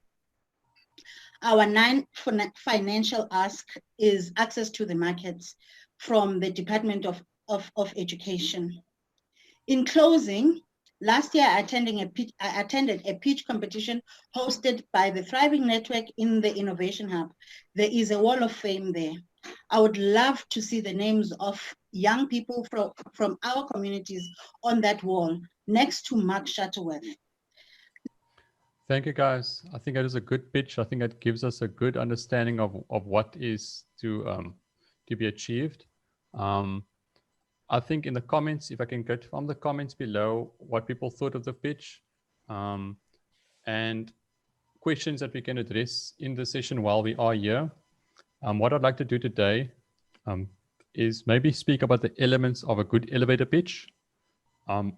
Because then after the session, everyone in the room will then have a basic framework of how they can do their own elevator pitch, an elevator pitch of 30 seconds to a minute. I think if we can get that done by today, then you've achieved something. And you actually, as Coach Keller said, not only listening to us, but actually got some homework where you can do it and implement what you learned today, at least on that small level of getting the elevator pitch correct. And your elevator pitch speaks, as Mr. Joseph spoke about, your value proposition. If you don't know your value proposition, then you're not going to have a good elevator pitch. It's an elevator pitch is not something you can also copy and paste. You can't copy someone else's or competitor's elevator pitch. It's not going to work. Yes, you can copy the framework, or you can look at the framework, and I've shared the framework on the screen. I'm not sure, can everyone see my screen? Yes, we can, Asad. Can you see my screen? Okay, let me just share it again. Share the screen again. So to start off with, I thought what would be a good idea would be to run through these elements. And I'll give an example of my own company of how I pitch my 30-second pitch to people I'm in touch with. I'm putting myself on the spot because I normally do this one-to-one, but I'll put myself on the spot because as a business owner, you must be able to communicate your message to whoever's in the room. If you've been asked, you must have this in your head. So I'm doing this off the cuff, and I'm doing it based on how I speak to other people normally. So if I had to reintroduce myself to everyone in the room, this is how I would introduce myself. If this is the first time I meet everyone, I'd use this framework that you see on the screen, and I would introduce myself saying that I'm Asad Patel, and I'm the founder of CFO Hire. I have a background in accounting, both in local government at Mossel Bay Municipality and in the oil and gas industry for over 7 years. I noticed while I was in formal employment that small businesses were struggling a lot with their accounting. And at the same time, during this time in 2012 to 2016, the cloud technologies out there like QuickBooks Online and Sage 1 and all the accounting programs out there were allowing people to move to the cloud. And by moving to the cloud, it allowed them to make it easier for them to manage their books. And this is something that is only available to bigger companies. And that's what started my business, and it motivated me to help these SMEs have financial records. And that's the biggest pain. Small businesses were unable to keep records. Yes, they were good at their technical skills, but they're not good at putting in systems. They weren't good in reading financial statements. And this impacted them from getting funding. This impacted them from creating wealth in their business. Now, with the solutions that we implement with cloud technology, it allows them, the SME, to have updated financial statements all the time. And because it's in the cloud, they always have access to it. And it gives them additional capability of invoicing their clients on the go. Now, what makes us different to other types of accountants out there is we focus on the SME in training them to use the software, number one. And number two, everyone complains about the accountant being late on the accounting records. You're always complaining, trying to phone your accountant or email your accountant. What we've done in our practice is we share a live dashboard of not only the numbers, but we share a live dashboard of the progress of your records. So how far it is that your bank statement is being updated. What's the last month that your creditors recon was consulted. So all the reconciliations and all the different capturing, we give you a time based of how far we are with it. Once the last date that we completed it and when we expect it to be completed.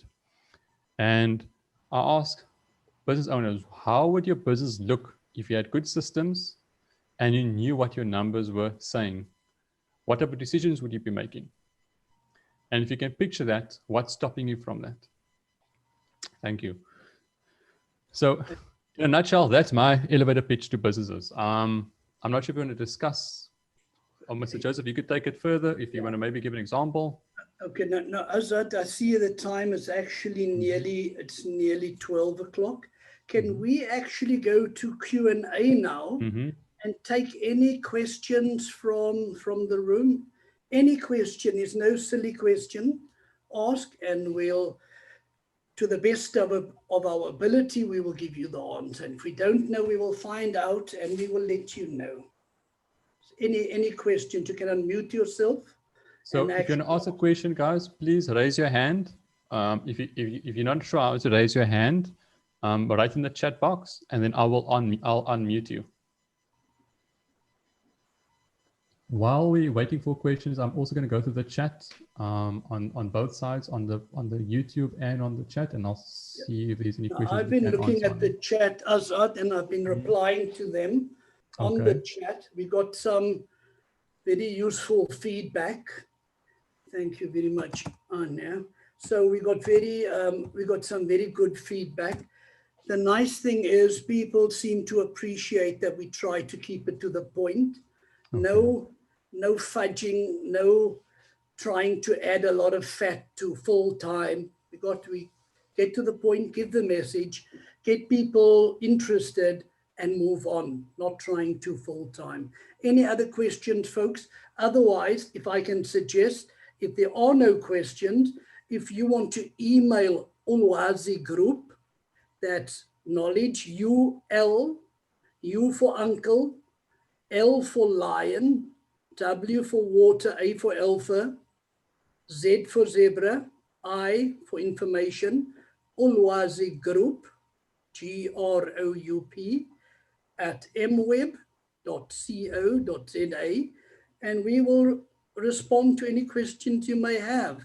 Even though it's not the provincial round where we were the provinces, if you want to send us your business model canvas in the meantime, we'd be glad to look at it and give you feedback. So if there's nothing else, I'm just going to the chat quickly. I see there's a couple of things in the chat. I have a question about startups. Jonathan, do you want to ask us a question about startups? Yes, hi. Just with regards to finance projections, and if you have a product and you know the selling price and all that, then how best to project sales and marketing and things like that when you don't want to fudge the numbers too much? Okay, thank you very much for that, Jonathan. Very interesting point. People normally would tell me, but how can I project if I haven't even started yet? I've got no PK. PK being, Heidi said I mustn't use abbreviations. PK is previous knowledge. Now, you see, Jonathan, you'd work out your cost structures, right? What it's going to cost you. But what you're also going to do, you're going to try to the best of your ability, put yourself in the future and say, how much would I have sold at this stage?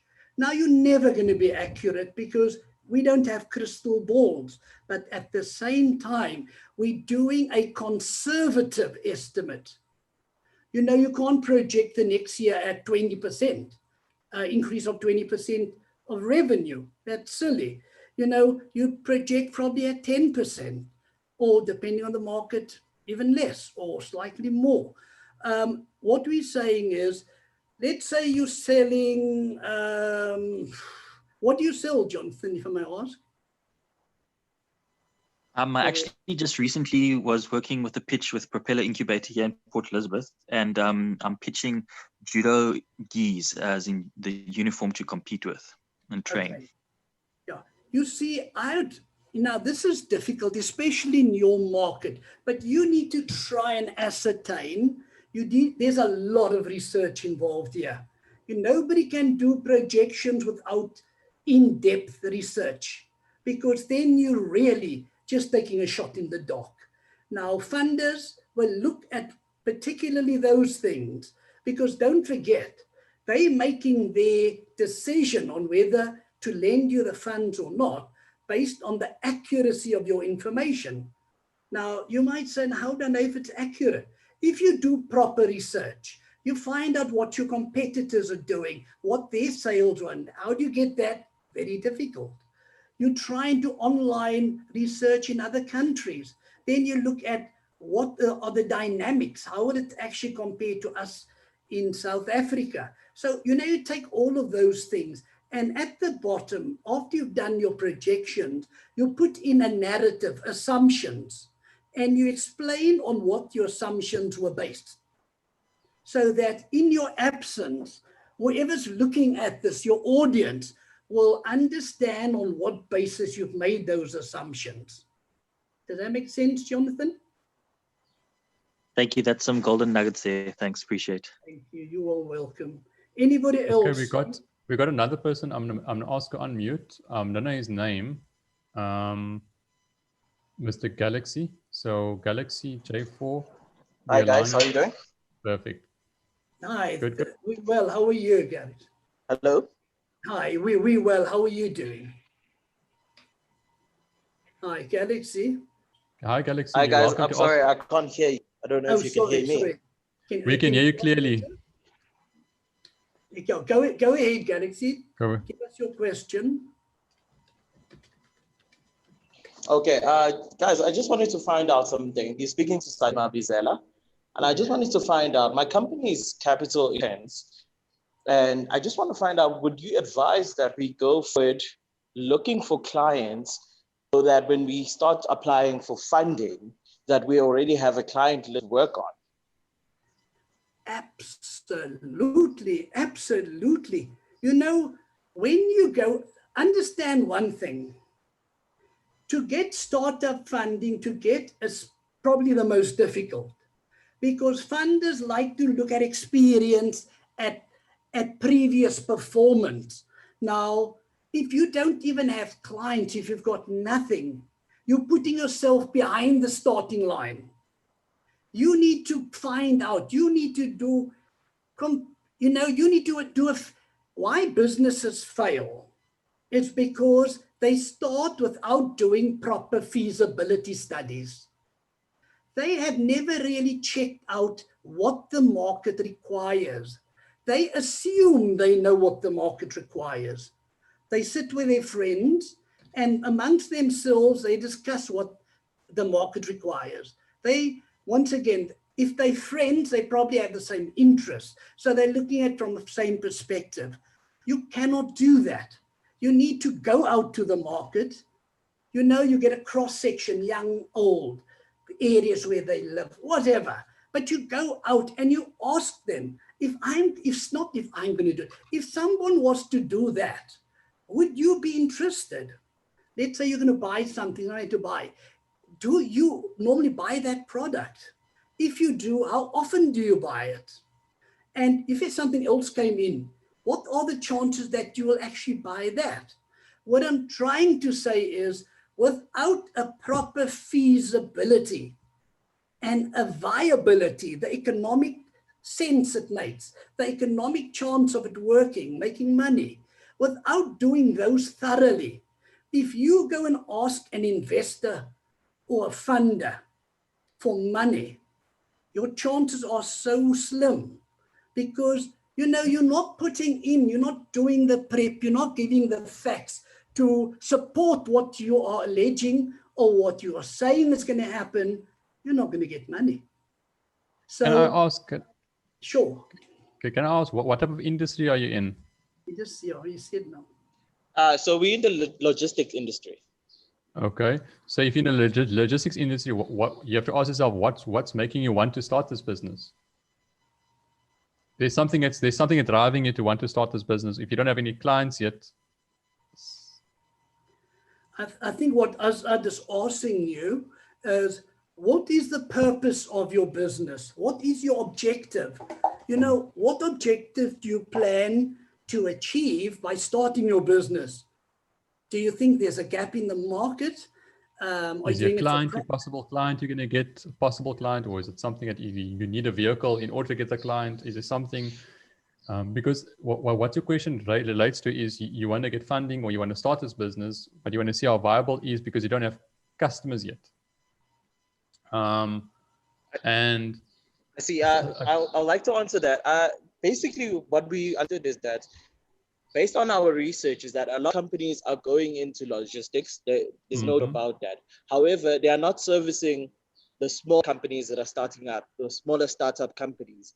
And we want to actually provide that service to them, and not just only to big companies, but also to the small guys that are starting up, so they can minimize their costs in terms of their logistic costs or service delivery costs, so on. So to start with, you'd like to start that, but you don't have a traction, you don't have a record yet. Okay. And to get a record, you need funding or money or resources.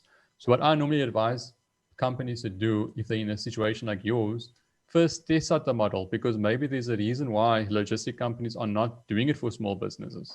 Maybe they don't have the funds. Maybe they are late payers. Maybe it's harder to get a lot of clients, you're depending on a lot of clients to pay you. Maybe you just have maybe two main players to fund your capital. Because think about it, if you're going to have a business starting off and you're going to have a vehicle and you're going to have capital expenditures, which is a must, you have to pay that. And here you've got small businesses that you're uncertain if they're going to pay you or not. You're going to be sitting with a cash flow problem if they don't pay you or if they don't buy into your idea. So my idea would be maybe test the market and test the market by backing off existing infrastructure out there. And just test if there is a need and if they are able to pay for that need. And then build it slowly from there and investing in infrastructure, investing in systems instead of, that would be my advice, if that makes sense. Yeah, you see, as that before you That's even perfect, go guys. there, Thank you very much. But obviously, I have to know your business in total. But I mean, if just on that particular question on how to get traction, I think that would be more. Then you got something to. Then you actually can build a feasibility study based on that. Yeah, as that before you even go there, you know, he said there are smaller companies who are not being serviced because they normally go. The bigger companies normally work with big companies and ignore the smaller companies. What I'd said, my question would be, have you actually visited these smaller companies? And if so, how many smaller companies and what was their feedback? You know, are you getting that from one or two companies and making assumptions? Or have you verified it with quite a few companies to make sure that there's a real market? And then what are they prepared to pay? What can they afford? Then you work out your business financial projections based on, you know, how many of them you project there are, how much can they afford? Because even if you come in what you think is affordable, might not be what they can afford. So these are all feasibilities that you need to do before you get in. A lot of businesses, once again, you know, as it's talking later, you can't collect the money because they haven't got the money as small companies. But a lot of these things should have been checked out before you started your business. You know, if you are not 100% sure, well, not 100, when you have to make a calculated risk and there's any doubt, then my advice to you is that is speculative. Don't touch it. So do your homework. The smaller companies you've identified, go and speak to them. Find out if that what your thinking is, and I don't just say assume, what your thinking is, if it's actually right, ask them. Find out how much they can afford to pay. And then see, based on what they can afford, if you are able to work with those numbers and still be profitable. Because the big companies are ignoring them. Why? It's all about economics, being profitable. Does that make sense? I totally understand. Thank you for that, guys. All right, you're welcome. Perfect. Any other questions? Any other hands? You've got us. We're here. And you got Coach Skello still in the house, although he was expecting load shedding. He's afraid of load shedding coming there. Eskom kept the electricity on just for Coach Skello. I 15 seniors for 8 years. You build a space to us to go home. Okay, just to answer Yumna Mohammed's question. Yumna, your question is, you know, you're saying you need advice on how to build space for 50 people. I think I read it correctly. You see, that we can't, that's not, this forum we won't be able to answer that question. Email us on Olwazi group. Then what we'll do is we'll have to delve in. Your question has a lot below the surface. There's so many things, variables we need to look at. But I'm telling you, trying to find funding for space. People don't like giving money, but funders don't like funding, one, working capital, because they're going to say you should have had that. They don't like funding property acquisitions, and they don't like funding delivery vehicles. You know, from all my apps in 17 years, they seem to have the greatest resistance to that. But send me an email, and we can look at what other alternatives we have for you. Any other questions? Can I ask, maybe I could put someone on the spot. I'm not seeing any questions. Can we maybe put someone on the spot? If maybe someone wants to take the risk or take the chance or take the opportunity, we all entrepreneurs out there. Maybe he wants to do an elevator pitch. Well, I could probably, if I could share my screen and share my pitch that I did. Okay. Okay, let's see. Possible? It's an 8-minute video. 8 minutes. Wait, I did a that video might be of a bit yourself long, speaking. Jonathan. That might That's a be bit long. When we Yeah, when we so want it's fine. we want someone to speak. Maybe something that they learned today. Do a live speak. If you can speak for 8 minutes, I don't mind you speaking for 8 minutes. No, but it's still a bit long. Hi. Yeah, but do us a favor. Let us have a look at that. And you see, whatever you load on the portal will not be visible to anyone else. It's only for us. So load it. We can, if you want, we can give you feedback. We can try and assist you any way we can. And I'm sure we can actually add value to whatever it is and give you a different perspective. Folks, seeing now it's now quarter past 12. Could we ask Mr. Ntweni and Mam Haladi, any last thought from your side, any comments from your side as the sponsors of this program?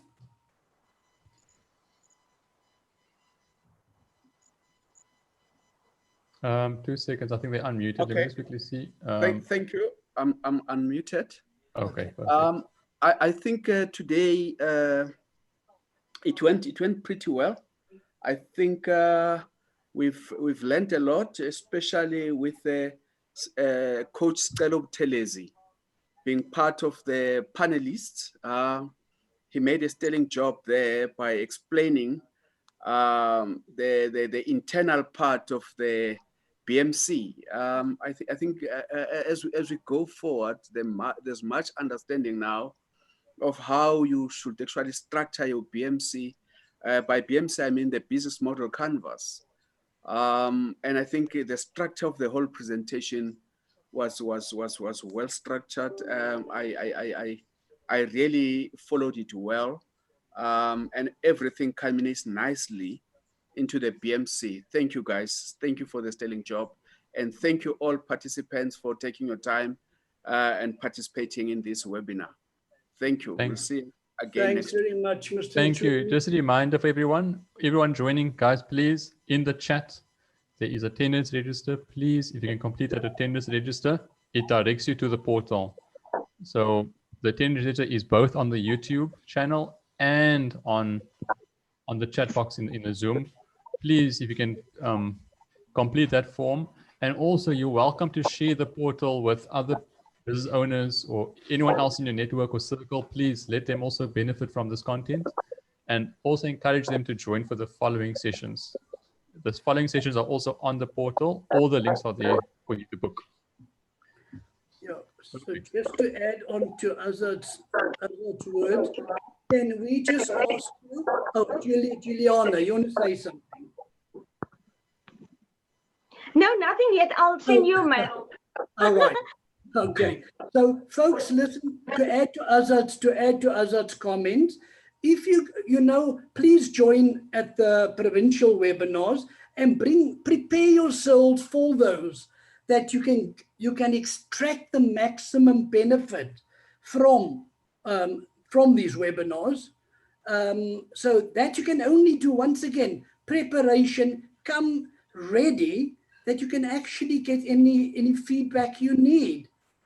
Over to Coach Skelo, anything you want to make a comment before we wrap? No, I don't have much. Just sterling job, gentlemen. Great job. You've presented quite well.